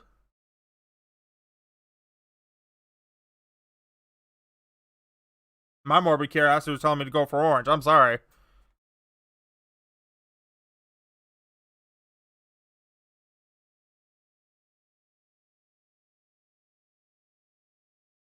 You like to test our beta? That was the game? That was the game. Oh dear God, that was okay. Sign up for our newsletter or restart. No.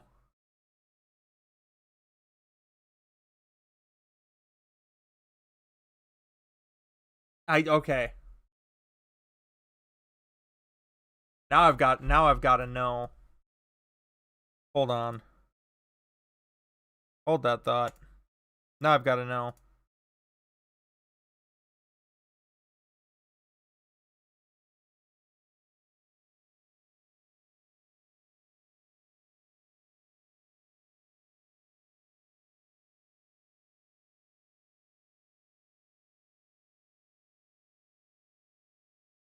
Okay. Here's the question at hand. I can look up. I'm looking up the.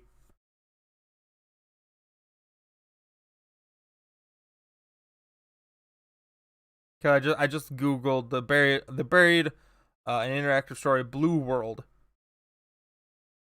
Mm. Um, I might just do this later. I don't want to interrupt it for you guys, I guess. But here, you guys. Uh, should I have gone for blue?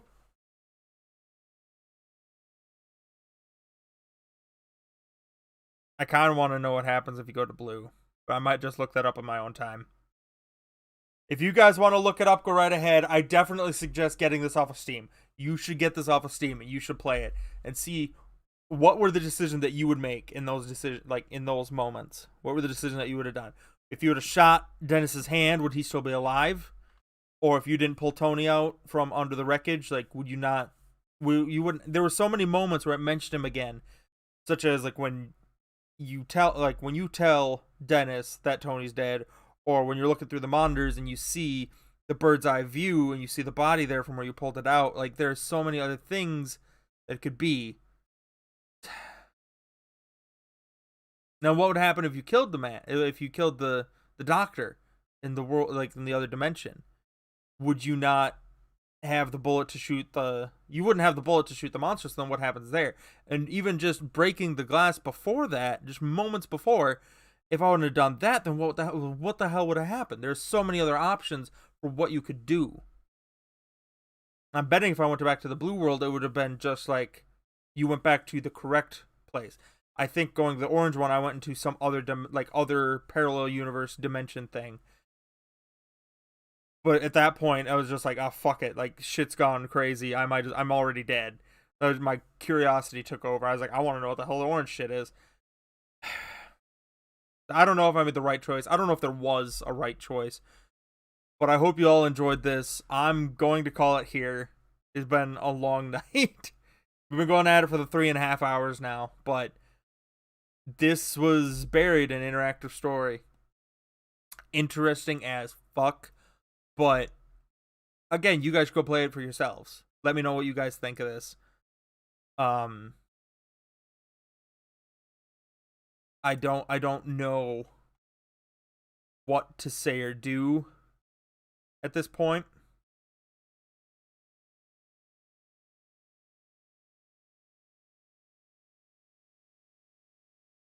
Again, yeah, you guys go check it out. I'm gonna end the stream here. I hope you guys all enjoyed this. Make sure to like and subscribe. I'll be trying to stream Wednesdays and Fridays again, like next week, but my schedule is being a bit messed up here. I might have a video about why my schedule is messed up in a bit, but thank you all for watching. I really do appreciate it.